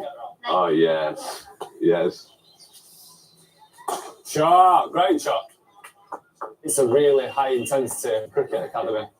Shot. Everyone bowls straight.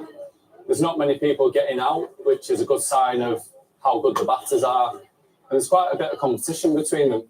Oh, we're going to have to rely on a couple of our lads having the game of their lives to give us a chance of winning. But I think this is the next real test, and it'll show what our lads are made of. Love the action. It's a great action. Yeah.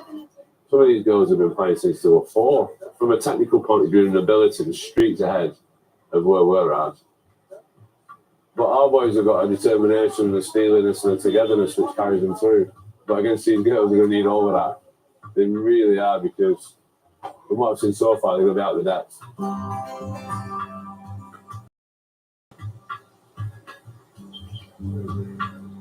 How was your day, Finn? Actually, really good. Back at the house, after tonight's team dinner, Freddie's got a final message for the lads before bed. Just one thing, I don't want to finish on a bad one. Let's keep turning up on time, Dylan, or start turning up on time. Last few days. Right? Well, it's not just me, though. It's me every time you say it. Yeah. Yeah. Not just Hemi. Everyone is late. You can control yourself. Yeah. Right. Well, it's a group thing, though. Right, well, let's as a group turn up on time. Right? We have breakfast at 8 o'clock. That's all I ask of you. Please, please, get up.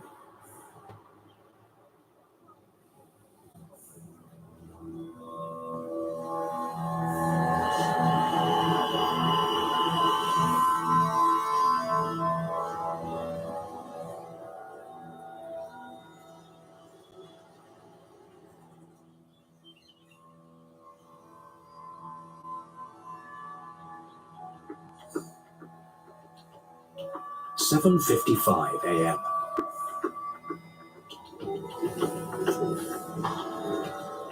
What are you doing?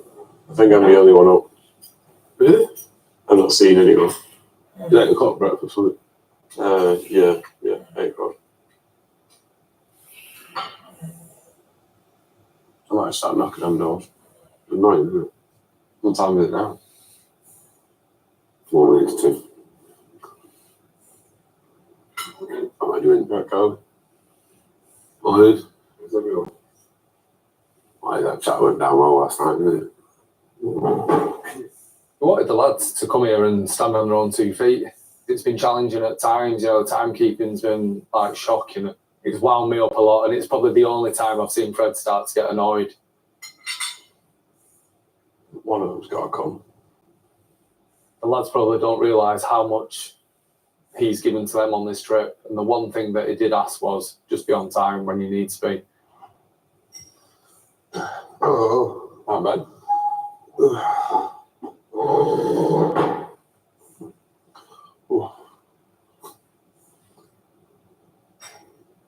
Tired? Yeah, I've literally just woken up. 8 o'clock it was, wasn't it? I said, how many times did you say? What? 8 o'clock breakfast? Yeah, it's after 8 o'clock. Yeah. Holy Joe. It's not Monday, it's only just after 8 o'clock. Well, where's everyone else? I don't care about everyone else. I tell them when they come. Right then. But really, Ben, is that your reaction? We're always here doing stuff for you. All I ask for is be on time. That's all I ask. You come back and have a go at me. Not about everyone else.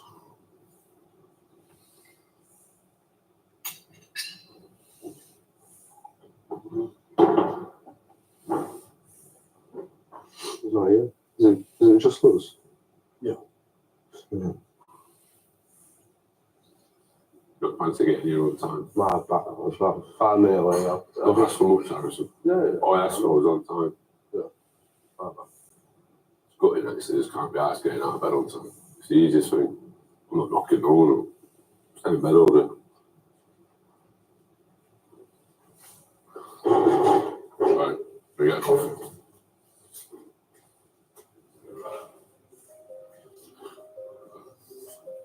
I'm pissed off. I was ticking at that table then. It's like no respect. You can't help but take it personally. I knew we were going to have moments, but I didn't want that headmaster-kid relationship.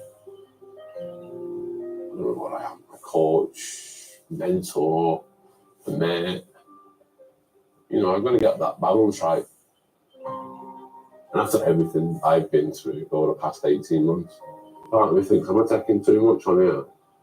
Do I need this in my life? Right now, I don't know.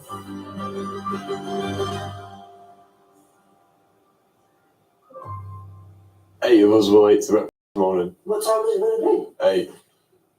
What time is it? 8:30. Oh, shit. Eli, you up? Josh, get up. Get up. Dickhead, why are you so late? Fred isn't pissed. Because I've not wake up late. Yeah, but to be fair, he's fasting, so you are not fasting. Get sorted. I've got other people to knock on for. I need you outside ASAP. You're in shit. Come on. 3.5 hours later. Emmy, don't lock that door. And Finn has gathered all the boys, just in time for Freddy's return. You're up then. Sorry about this morning, Fred. No, it's every day, innit? I ask for one thing, that's all I ask. Yeah. Not angry, gutted. Seriously, one thing I ask for. I'm gonna have a shower. Seriously, do what you want. Go shopping, you're always on time for that. Do whatever you want. I couldn't be bothered listening to all host of excuses. It's every day, isn't it?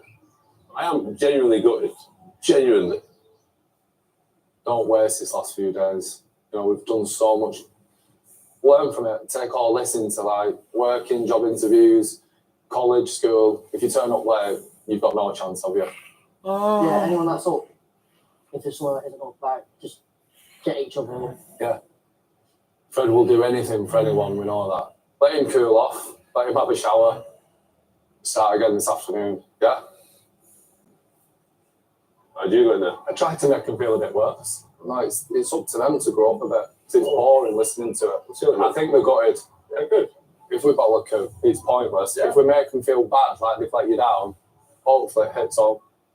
I feel like a bit of he spoke to us about like how obviously it's been a tough year for him and how he was nervous, you know, to come back out onto TV. From his point of view, he could have gone anywhere. Yeah. He could have escaped and gone on a nice 5-star family holiday. Yeah, he could have gone anywhere. But he decided to come out of us. Yeah. I think we've all let Fred down a bit today, and it's not good. It's the only thing he asked was for us to be up on time, and none of us were. It's a team thing, and it's not one person, it's not two people, it's the whole team. Fred's done so much for us. I just think we have to show him that it's not going to be an issue. Maybe we can make it better. The boys' first chance to get back into Freddy's good books is at their afternoon training session at the local cricket ground. Shot! Oh. Nice, Ben! You're using your arm, you're getting up. Like before, you're coming up too soon. Tell them I'll try! That's embarrassing. That's fine, don't worry about it, mate. Don't worry about it, it's gone. So there's so much tension in here. Yeah. Relax. So that one there, you just came right across it instead of, if you line this up, and your bat will come behind you, and you go, see? You go out here, you got to come across it. That's the only thing. I was worried how the boys were initially going to react this morning. Were they going to rebel? Yes! I got one. And I was questioning have I done it right. But every now and then there's something which needs addressing. Hey, Josh. And I have to do it, but it doesn't make me feel good doing it. Yes, Eli. Oh, Eli. Nice, Eli. The second I got out there, I thought I was going to throw myself at it. No one's ever given me an opportunity like this. I'll be let them down when they've done all this for you. Do you know what I mean? Shut and half that lad. If you put your head and your shoulder to the ball, then your feet will follow. So if you go here, your foot's got to go and your bat's perfect. Nice shot. Right? No. Wow, it's up. My shoulder's in pain. No. Have 5 minutes if you got a sore shoulder. We've always got to be careful with shoulder, kid. It doesn't go his way. It's like excuses come out and he finds reasons. Look at him, he's going through his action, stepping through it. He's getting better. So, you know, a while ago, what you've done is it's not going your way, you give up. You come up with all these excuses. But now what you're doing is you keep on going. Keep going, you're trying to get better. Don't just do that in your cricket. It's about your life. Everything you do. Take that attitude, okay? Because you're good at this. Alright? I think mine and Freddie's job is to make sure that we are pushing them, because we don't want them to go back on the plane exactly the same person as what they arrived. You know, it's a pivotal time in all their lives. You know, they've got to start standing on their own 2 feet. Boys, brilliant today, really good. You've thrown yourselves into it, you've worked hard. We've come so far, haven't we? Because we're enjoying cricket. Let's not slip now. Timekeeping, let's be there on time. Everyone happy? Well done, boys.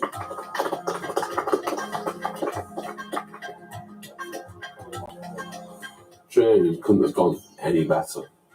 It's really nice to see. There's still a bit of work to go for all of us. So that's going to be a challenge. But I've got confidence in them. But it's got to come from them, though.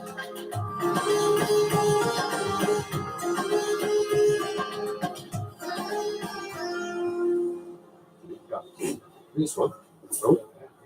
In preparation for the upcoming Deputy High Commissioner's dinner, Hello? Which one do you want? Freddie and Kyle are visiting a local barber's. Sit down. Do you want to tell what you want? Little bit. Little. Thank you. Just the sides, like a bit shorter. There we go, yeah. Alright. I'm here. You know, being responsible for these boys in India's been a big challenge at times. People do fall out and things, you know, do boil over. Oh. This is.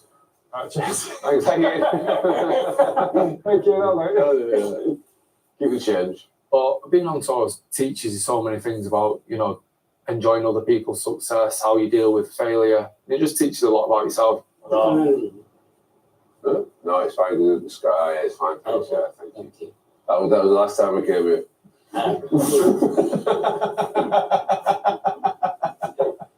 Freddie before this trip was very apprehensive about coming. Part of me was thinking I could have easily seen him not coming on the trip. I think it might have been a bit too much for him, considering what's gone on. But you know, he's starting to come out of his shell a bit, and that's a good sign because I've not seen him like that for 18 months. I'm really enjoying it. I don't know why I didn't think I would, but I really am. I think the boys are doing really well. They're throwing themselves into everything they've done. It's like they're used to it now, isn't it? Yeah, you're getting used to getting inside head.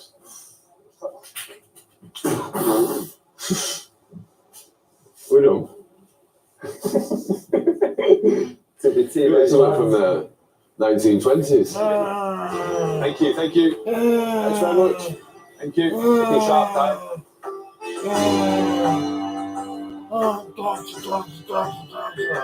What's going on, man? Oh my God. What's going on, man? Oh, yeah, cauliflower, yeah, too. Having proved their commitment earlier on the training pitch, What's this curry thing? Is that one? It's this one. Oh. Josh is also stepping up at the dinner table. We'll go for tandoori. I've never had it before, to be fair. The conversation I had with Fred was definitely a reality check. Whatever was sort of holding me back was sort of broken from that point. I mean, this down here. Thank you. Yeah, it was nice to be back with everyone, trying those foods. How's the curry, Josh? It's good, but it's really spicy. Yeah. It's just nice to see Josh at the table and stuff and eating with us, and it's just nice to see him involved again. It is that feeling that, like, your friend's coming back. So this is a really nice feeling. With the whole team together, I found you in opposition. You're gonna love it. Freddie has news about their next match. I watched a girls' team practicing, made up of 13 to late teens, and they were brilliant. So I've asked them to play against us tomorrow. Oh. Every trying to find yourself a missus. What do you think of Wilshire? They're really skillful. They can actually play. Do you think it changes anything playing against girls? It's a game of skill, this really, isn't it? It's about how much you know. You're both there to play cricket at the end of the day, aren't you? When I was younger, I was having a game and there was a girl playing, and I was like, "Oh, Dad, a girl." My dad said to me, "When the ball leaves a bowler's hand, it doesn't have a gender; it has an agenda." She's come running and bowling me, and bowled me out. That was my biggest life lesson. Through gender, don't mean nothing. Just want to say, lads, I'm excited for tomorrow. I love playing with you all, so let's just keep it going. This is part of cricket. Cheering mates on, enjoying each other's success. For me, that is far more important than any cricket ability. You know what I mean? Yeah, especially that song in the car. And let's say Adnan singing, touching me, touching me. So good, so good. Yeah. So far on the tour, Freddie's team have played 2 matches. Just gives me confidence, this. Street cricket, which they lost, and park cricket, which they won. A lot of confidence from last game, so hopefully we do all right. Today they will be facing their toughest opponent. To go and play against the girls. Be a fine day to be an Englishman today. Do we have a captain? I think you should be captain again too. But Fred said he wanted to change it, that's why I'm asking you as the captain. Well, I guess we'll speak to Fred and find out. Come on, let's go.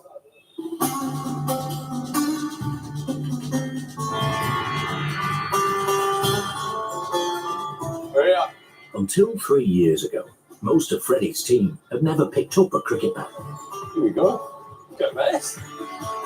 But today they're up against a team of girls, some of whom have been playing since the age of 4. And many of them have ambitions of hitting the big time in the Indian Premier League. I play girls every time I go on a night out there. Yeah, well, I don't think that's the sort of game we're dropping today, G. I think this is a cricket game. Oh. Well then, cricket. That'll be easy. Josh, you're setting yourself up here. Listen, that's ready to get stuck in. I'm ready to contribute. Oh, when you had it, they said they'd get stuck in, they're just ignoring you.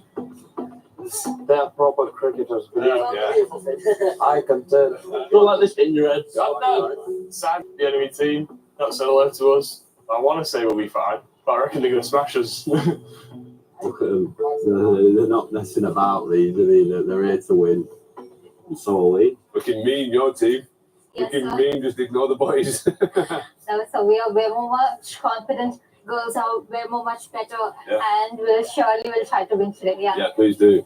They're really committed to cricket. They live and breathe it. So it's a really big challenge today for the boys. Time for them to step up, see what they're made of. Miracle. Not much from me. I'll announce who the captain is today. Today's captain, Sean. Yeah, Sean. We've seen you all the way through this trip. See the best of you, and you've got the ability to lead people both through performances, personality, and your behaviour when it's good. So today's an opportunity to show that off to the lads. I've got every faith in you, otherwise you won't be doing it. All right? I'm going to Sean captain today because I think a bit of added responsibility will do him some good. So when we first saw him, as a kid, he used to go in the park and drink vodka, got himself to all types of trouble, loads of back chat. He's by no means an angel. I don't want him to be. I still want him to be shown what the best version of him. Being captain, it's going to be a challenge. All 3 of the boys listen. Who wants the ball and who doesn't want a ball? At first, like the first season, I'll be honest, yeah, I was just me. When we're fielding, attack the ball, come in whilst the ball in, instead of staying out wide. But I have matured a bit. I'm going to try my best to prove that I have changed to all the boys. Enjoy it, and let's get stuck in, boys. 1, 2, 3, 1, 2. Come on, lads. Right, boys. Ready? Yep. Let's go. Having won the toss, Sean's elected for the lads to field first. Who's opening the ball with? Me. Yes. Lead by example. Taking it serious, Sean, isn't it? Yeah, good. You give a team talk and everything. Yes. Oh, Sean. Oh, start. Well, Sean, lad. This is a proper game of cricket. This is better than anything we've played so far. You know, you look around, there's a crowd on. I think this is going to be a tight game. This. Yes, sure. First over, fantastic. Despite a good opening over, with only 2 runs conceded, Think you're going. the girls' team quickly pick up the pace. It's all good, it's fine. Easy. Yeah.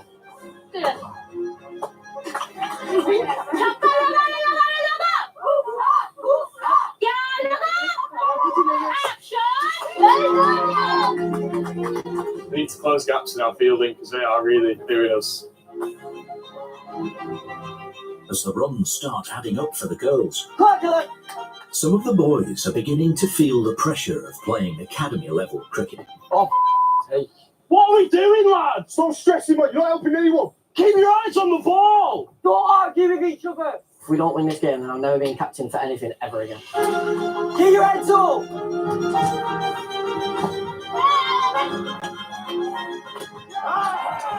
That's what I've done. Got our first wicket. We needed that because we're starting to bicker a bit. Just keep going, lad. Sean's got the captaincy today, and it's like this mature Sean leading from the front. When he puts his mind to things, he's really good at it. By the end of their innings, the girls' team have scored an impressive 111 runs. Stop shouting at your own team or you got sparked out. Stop whinging. We want to win. Right, boys, no matter what now, I want everyone behind each other. No one giving each other any grief at all. Every time someone comes on and off that pitch, I want everyone cheering. He's right. We need to back each other. Bit of pressure on here now. I think they've realised like there's a game on. Needing 112 runs to win, Eli and Dylan are first into bat. Catch! Dylan, it's all right. Out first ball, they're not having a good day. Some of the teams we've played so far, you've got a chance. These girls are dropping nothing. 1, 2, 3, 2, 1. Dylan, mate, it was a shot and a half, that. He just got unlucky. With Dylan out for a golden duck, Eli steps up to try and steady the ship. Yeah, go on. Oh, right. Yeah, go on. Oh, cricket.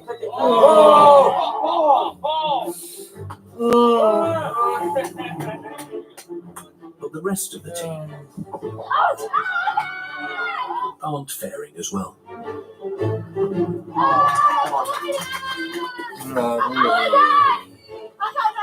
So we've had a bit of a wobble. You know, we still need probably 60, 70 runs to win. Time is on. Sean! What a 6! I did not see that coming. I didn't. Come on, lad!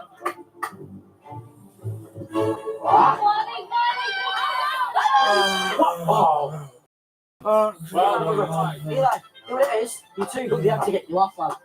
With Eli stumped out, Go on, Adnan! next up to bat is Adnan. Yes. Oh, yeah! Yes.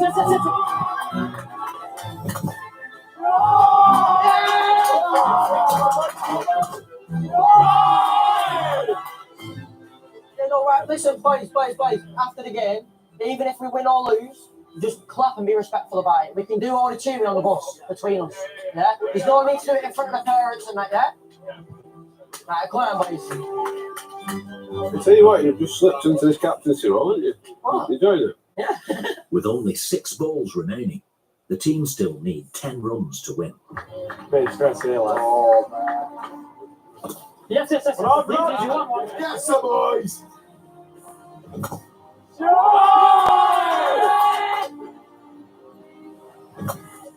The boys now need just 1 run to secure victory. This goes down to the last ball. 1 run to win. 1 off 1.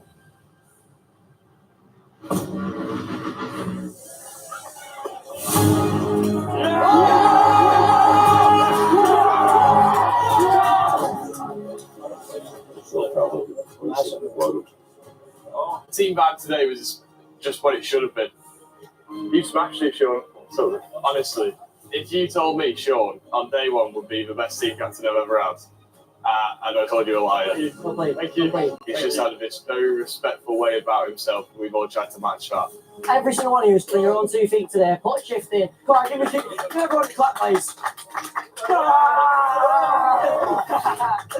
I've seen the best side of Sean today. I think Sean's really enjoyed showing that off as well. I've never seen him as good as this. I've seen glimpses of the character. And then today, he just put everything together that we hoped he could be. I could not be prouder of that, lad. Hopefully, he can start looking at things with a little bit more confidence, a little bit more ambition, and realising this Sean here can achieve anything.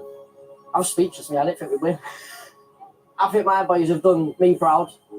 And to be fair, your team have done you proud, very proud. Because every single one of you have absolutely smashed it today. They've all seen that I've matured a bit more now. You showed a clap. But putting effort in gets you somewhere. Why am I in the air? Alex! And Fred showed me that. And I'm glad. Woo. Yes,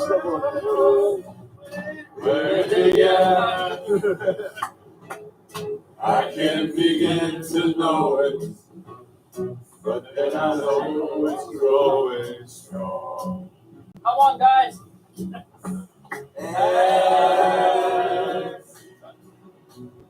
Touching hands, reaching out, touching me, touching you. Sweet Caroline, good times never seem so good, so good, so good, so good. Sweet Caroline. Having proved themselves on the cricket pitch, tonight the boys will need to raise their game once again. Everybody's fit because the boys are so excited about learning. As they'll be attending a formal dinner hosted by the British Deputy High Commissioner of Kolkata. Oh, the eagle has landed. Who's this one? Eli! The boys will need to hold their own, as they'll be rubbing shoulders with some of the most influential people in West Bengal. Yeah. Naughty. Change his colours and that. Black shirt is good with blue. I can't obsess myself with colour. Far too smart for a Blackpool kid, this. Not so near what we school, mate. Oh, I mean, I'm fighting for my life. I'd see myself as just like a northern bruiser. I'm not really supposed to be in like sophisticated dinners or anything like that. It should be down the pub really, rather than somewhere like that. It goes over. And then it goes wonky though when you do it like that. And it's different as well.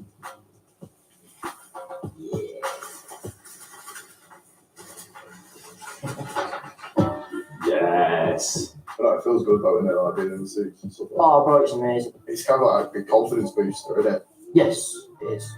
Sorry, but yeah, man. But one member of the team feeling the confidence of the other lads. Just feel like I look like a knobhead like this. I don't really know what I'm doing. I wore a suit to a job interview once. And that's about my experience with suits. It's making me so anxious though. That I actually don't dress like this. It's really weird. I have really bad anxiety about stuff like this commission's dinner. I don't ever feel being in that scenario and environment and those people. Just feel judged. It's just not my thing. That looks sort of right. It's not right, is it? I don't know what I'm doing. I think it is a confidence thing. Nothing that I can do well, I can do at a posh dinner. But the way I speak and the way I act, I think I don't blend in there. I feel like the odd one out a bit. My diagnosis of autism was when I was 7 or 8. Anxiety is involved on my side of the spectrum. You get taught like how to calm down and stuff, but it just doesn't help at all. It's that anxious feeling of like, holy shit, I'm about to do something I'm not used to. I don't want to do. It's just hard. And it's that weight in your stomach. It's just horrible. Ready? Yeah. When we all come out together looking like that, I was like, yeah, we're sick. Look at us, you know what I mean? Like, everyone just looks so good, doesn't it? We're just so excited. So you're looking so good, both of you. Good shoes. Any advice when we go there? Be yourselves, Adnan. Okay. There's going to be people there from wealthy people, high commissioners, all this. There's no drama. Don't be nervous. You walk into that room, they'll look into like you, not the other way around. Squeeze in a bit, squeeze in a bit. Show your suits off though, but it's all, are we all in? Yeah, panoramic.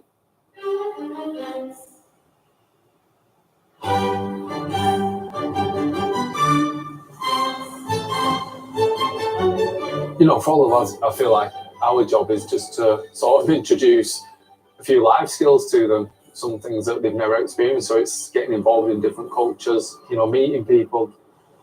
You know, these are things that can really help them, you know, when they get home, you know, moving into the next stage of their life. Thank you, bhai. Thank you very much. Thank you. How are you? Thanks so much, Andrew. Nice to meet you, Andrew, as well. Yes, indeed. Thanks for having us so much. This is Andrew, good to meet you. These suits are sharp. Hello. How are you? Quality, aren't they? Yeah. Very nice. I like this one especially. I know, yeah, it's nice. Isn't Yeah. it? I need a piss. Sorry, I need the toilet. You could. Yeah. Everyone's been fine on the food. Cracking look. You like my outfit? Yeah. Yeah. I ate a bit the head of a fish, and it was just so nice. How had your Instagram last time? Please do. Yeah. I feel it. Yeah. Be better with that tables and that chill out. Are you getting on to do a bit of mingling? Just a little bit. With each other? Well, Should we go speak to some people? Cool. Get a shift down. Well, I've just been keeping an eye on Finn because I know Finn's a bit nervous. And I think he's feeling a bit anxious going to a new place and that.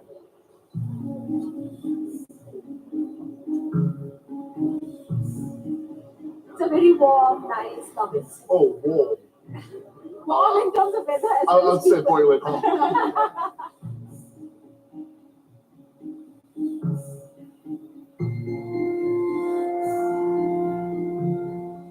Hey, champ.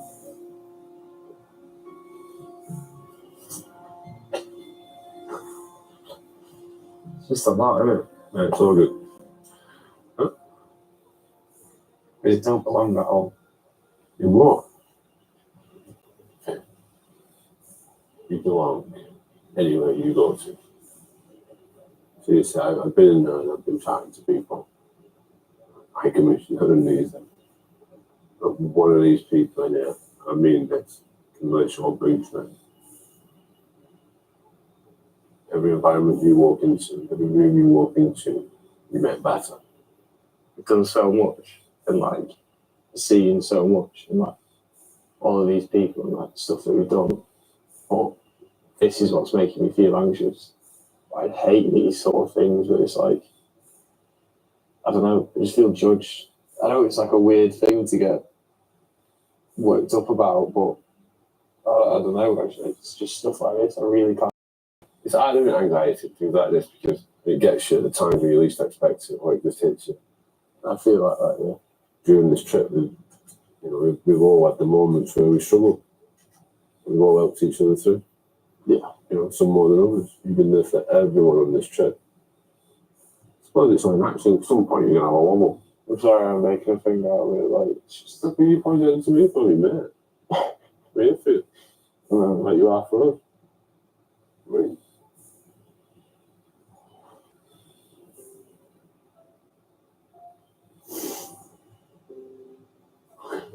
Cool. All right. Thank you.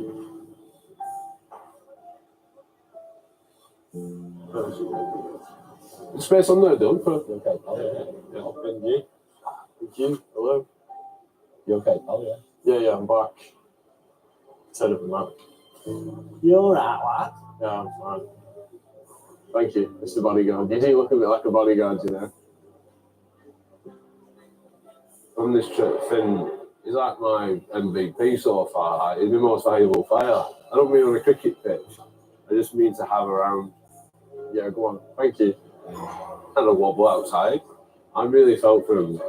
And I'm so pleased he managed to get in here tonight. He managed to conquer it and get through it. That's the thing with these lads. You put them pretty much in any situation and they find a way. You want to get in there as well? Yes. We will play fangirls too.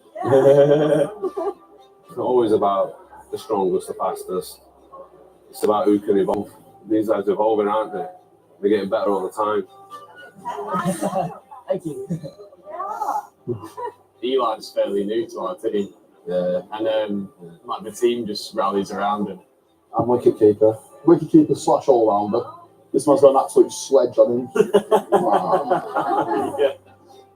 I'm a man of mystery. I get done what needs to be done. I really do feel close to these lads.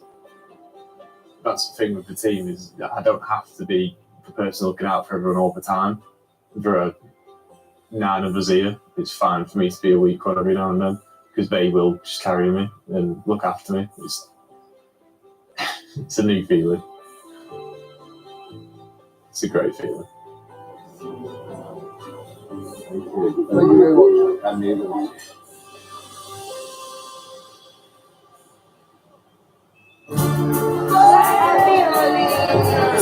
It's bonkers, but like a lot of things in India, there's always a meaning. Want to pass out, Kyle? The heat tests every single part of you. What would you think failure is? Oh, it's not being where I want to be. I think failure is not trying. Details of organisations offering information and support around autism are available on the Action Line pages of the BBC website.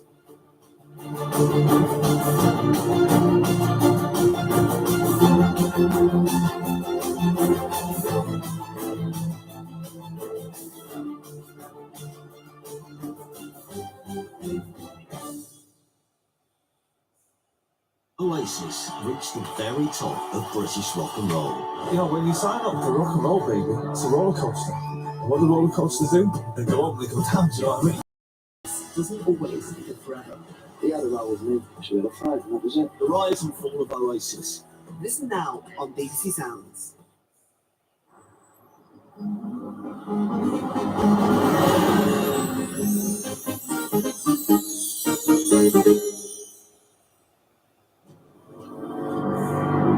The court is aware of some of the history here. You're all part of a tradition, a sort of code without it, we're nothing. This could spark those gangbang wars of old. We are way beyond that now. Sherwood continues Sunday at 9 on BBC One and iPlayer. Surprise! Feels really nice having you here. This isn't your home. I'm with the guy I've always wanted in a city I have always wanted. You nailed your first job. You get to take over the world? I might need to pay first. We might regret this. Press red for all episodes on BBC iPlayer. Zelensky, it's an amazing journey. I was not thinking about any politics. I think he's the greatest optimist. You've had to make a choice. What is the price of your life? The Zelensky story starts Wednesday, the 4th of September on BBC Two and iPlayer.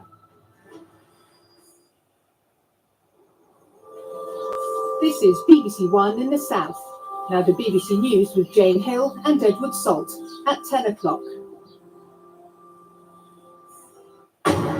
Tonight at 10, prepare for a painful budget in October, warns the Prime Minister. I'll have to turn to the country and make big asks of you as well. To accept short-term pain for long-term good. We'll be asking what choices the government might make, also on the programme. Free after more than 10 months, a hostage taken by Hamas is rescued from a tunnel in Gaza. The US Justice Department tries again to file charges against Donald Trump for his attempt to overturn the 2020 presidential election. It was a landmark Supreme Court ruling that put the case on hold. In the last few minutes, though, we've heard from government lawyers who say they're going to try again. The UN visits the nuclear power plant in Russia, which it warns is at risk because of the fighting in the region.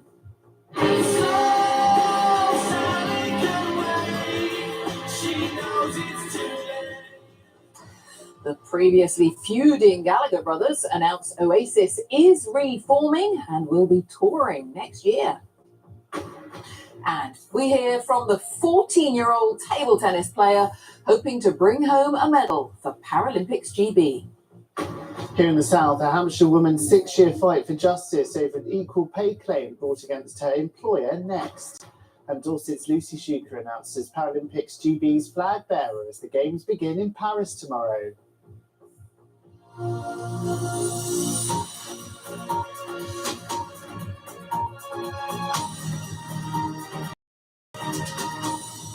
Hello, good evening. Big asks are going to be made of the public in October's budget. The Prime Minister said today in a major speech in the Number 10 Garden. Sir Keir Starmer warned that his government had inherited a black hole in the public finances of £22 billion. He said those with the broadest shoulders should bear the heavier burden. The Conservatives responded by saying his speech was an indication that Labour had been planning tax rises all along. In a moment, we'll look ahead to what may be in the budget with our business editor, Simon Jack. But first, our Deputy Political Editor, Vicky Young, reports on the Prime Minister's speech. Blue skies and sunshine, but the Prime Minister didn't come here to paint a rosy picture. He's accused the Conservatives of wrecking the economy, leaving him to push right.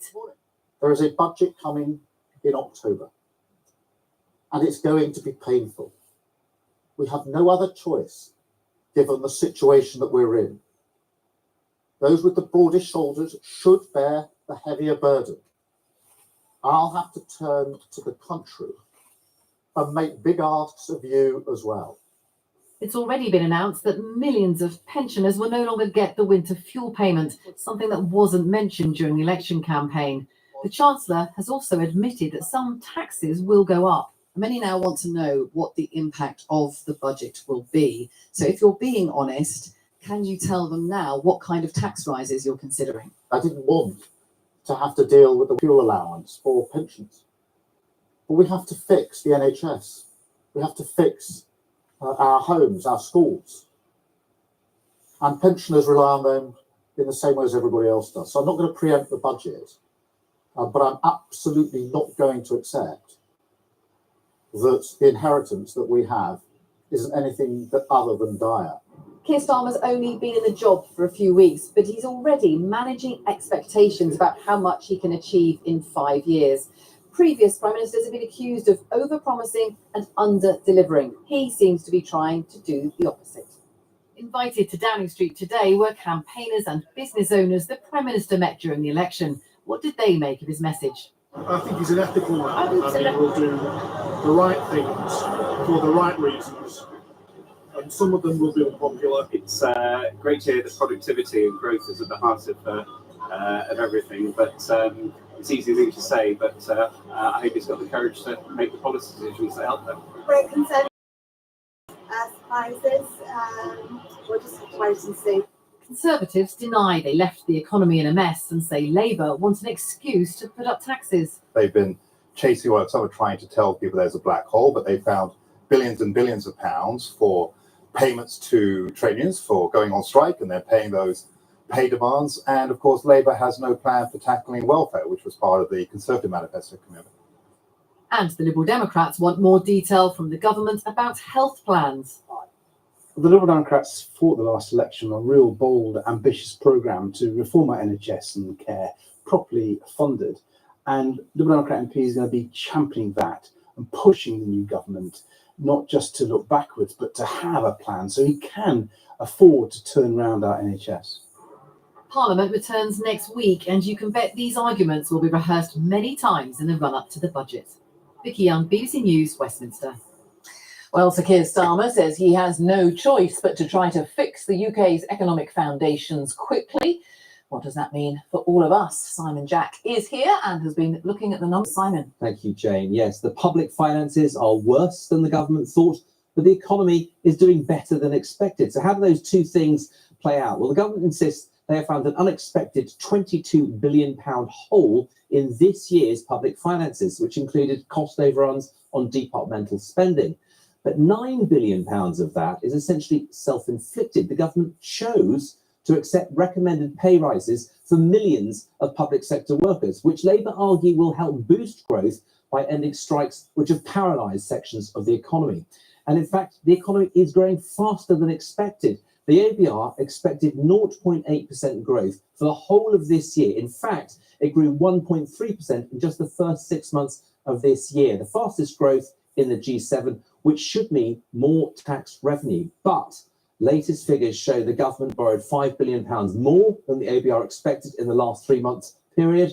Further evidence, say Labour, that the ABR did not know how much the government had overspent. Net result, if the government chooses to stick to its self-imposed plan to have debt falling as a percentage of GDP by the end of this parliament, tax rises are inevitable. A rise in the rate of income tax, VAT and national insurance have already been ruled out, as the government says it doesn't want to raise taxes on work, but the Prime Minister said those with the broadest shoulders should bear the most, which means likely candidates for hikes include those generally paid by the better off, such as those on capital gains, inheritances and private pensions. Not taxes on work directly, but taxes that some working people will and now, both main parties promised to curb government borrowing over time, which meant tax rises or spending cuts or both would be needed to balance the books. Economists hope that the short-term pain the Prime Minister talked about today won't dent recovering consumer and business confidence. We'll get some answers on October the 30th with a budget that could well come to define this government. Jane. Simon, thank you very much. Well, Keir Starmer has just landed in Berlin, where he's having meetings tomorrow. Our chief political correspondent, Henry Zeffman, is travelling with him. And Henry, this sense that Labour has inherited a parlous situation from the Conservatives is something that we are hearing now time and again. Expect again and again so more. Yes, it will be contested vigorously by whoever ends up as Sir Keir Starmer's Conservative opponent. But for this new government, for this new Prime Minister, their economic inheritance is the essential precondition to understanding why they are making decisions which they concede mean that some things will get worse before they start to get better. We heard the last Conservative government talk about the infamous "there is no money" note for 14 years. I wouldn't be surprised to hear Labour politicians talking about what they perceive as the Conservatives' black hole for a similar period of time. And as there is a theme on the economy, so there is a clear theme when it comes to diplomacy. As he landed in Berlin for talks with the Chancellor Olaf Scholz just a little while ago, the Prime Minister talked about wanting to reset relations with Europe. We've heard that before and we'll hear it again. He also said that he wanted to fix the broken relationships that the UK has with some of the EU's main players. Well, no prizes for guessing who he thinks broke those relationships, but on diplomacy, as on the economy, there will come a time where Sir Keir Starmer will be judged on his own decisions. All right, thanks for now, Henry Zeffman there, and Victoria Derbyshire will have more on all of this on Newsnight on BBC Two shortly. Yeah, as the PM warns of that painful budget to come, we asked Labour's Treasury Minister if we are heading back to austerity in some form. Newsnight Live, BBC Two, BBC News and iPlayer at 10:30. See you soon. The Israeli military has rescued a 52-year-old man who'd been held hostage by Hamas in Gaza since last October. Khair Hafez, an Arab Israeli, had been working as a guard at a warehouse when he was abducted. He's now recovering in hospital and has been reunited with his family. Here's our Middle East correspondent, Lucy Williamson.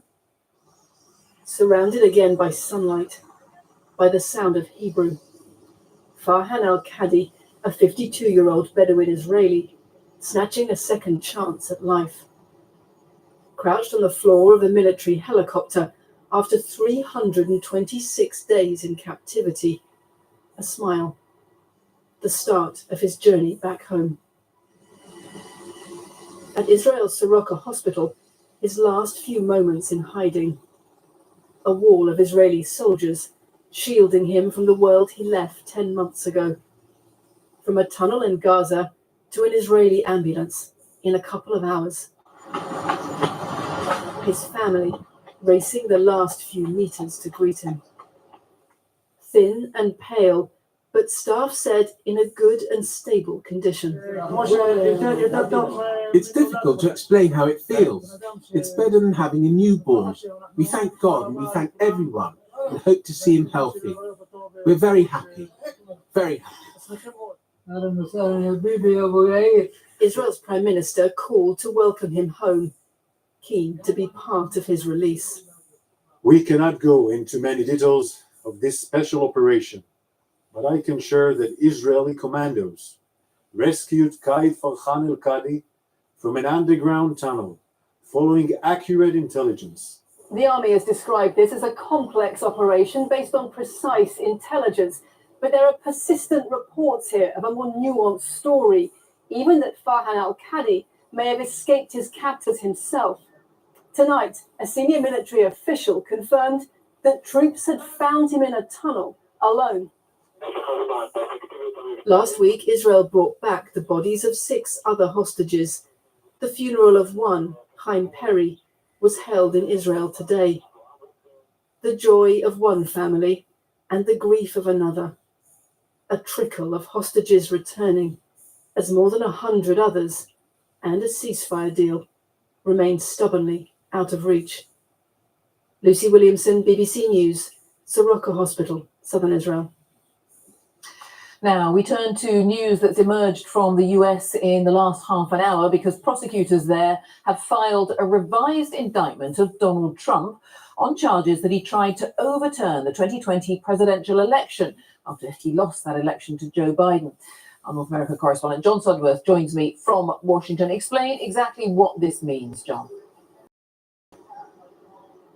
Well, Donald Trump has, of course, never stopped repeating the claim made completely without foundation that he won the 2020 election. The falsehood that Joe Biden won essentially as a result of voter fraud.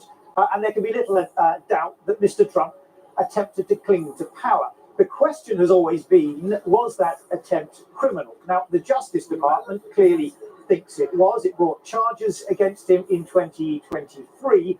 But Mr. Trump is a man, of course, with deep pockets. The case has run into all sorts of delay and challenges against it, not least the challenge that was taken right to the very pinnacle of the US legal system, to the Supreme Court, where Mr. Trump enjoys a conservative supermajority, 3 of those justices appointed during his time in office. And they issued the landmark ruling a few months ago that said Mr. Trump enjoys broad immunity from prosecution, particularly for acts related to his official business. Many people said that this shattered the existing precedent that nobody was above the law, but there you are. The prosecutors have had to go away, reconsider the indictment, and they have now removed parts of it that relate to Mr. Trump's official instructions. So, for example, where perhaps before they included examples of him instructing government lawyers, those bits have now come out, and the conspiracy that they're charging him with involves only him and private actors, his own private lawyers, for example. The charges remain the same, essentially that Mr. Trump attempted to obstruct and defraud the American voters as a whole in their right to see the results of that election respected. But what we should really point out, of course, are 2 things here. Firstly, it's very unlikely that this case will now be heard before the election, so you might say it's all academic.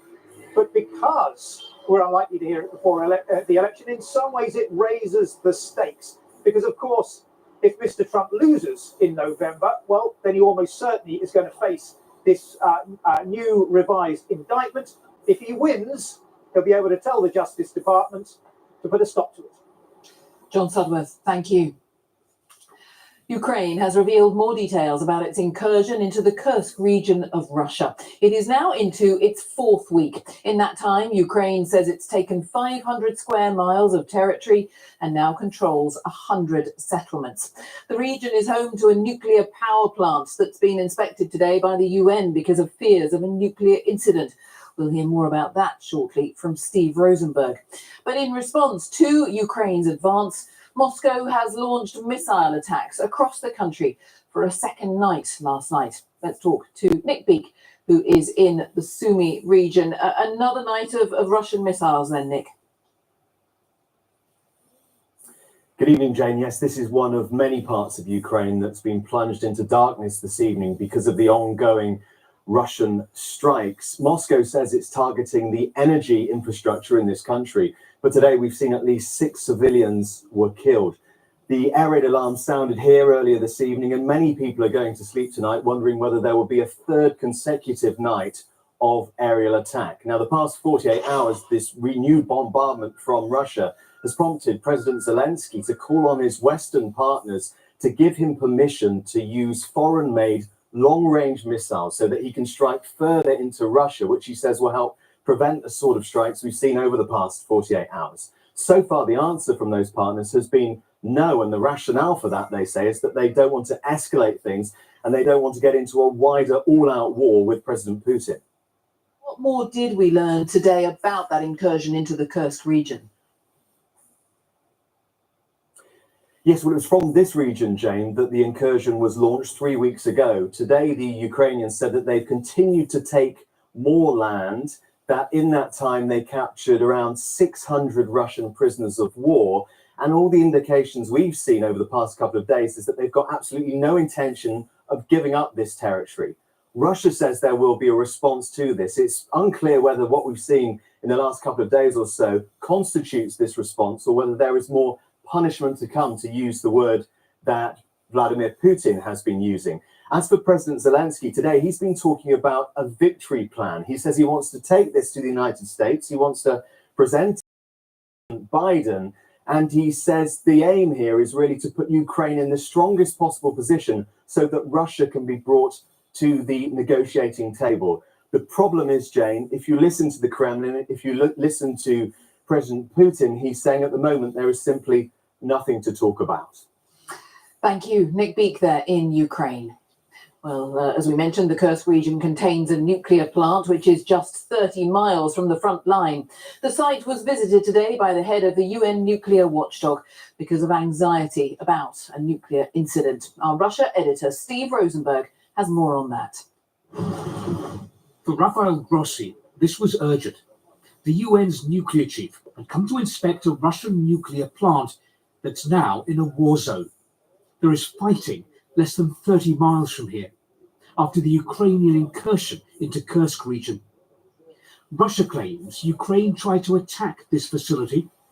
The visitor didn't confirm that, but I was informed about impact of drones. I was shown some of the remnants. This may sound absolute common sense and very simple. Don't attack the nuclear power plant. the Kursk nuclear power plant has no protective dome that would shield it from drone attack or artillery. It's very exposed. And that's very worrying for those next door who can hear the sounds of war. Sometimes it can be quite loud, Lilia says. At first, the kids were worried, but I told my daughter air defences will protect us. Our leadership is to blame, says Vladimir. In 2022, we said we'll destroy the enemy in 2 days. Instead, they smashed up half of Russia. The UN is worried too by the situation at the Zaporizhia nuclear power plant in Russian-occupied Ukraine. Earlier this month, a fire broke out there in one of the cooling towers. Kiev traded accusations over the cause.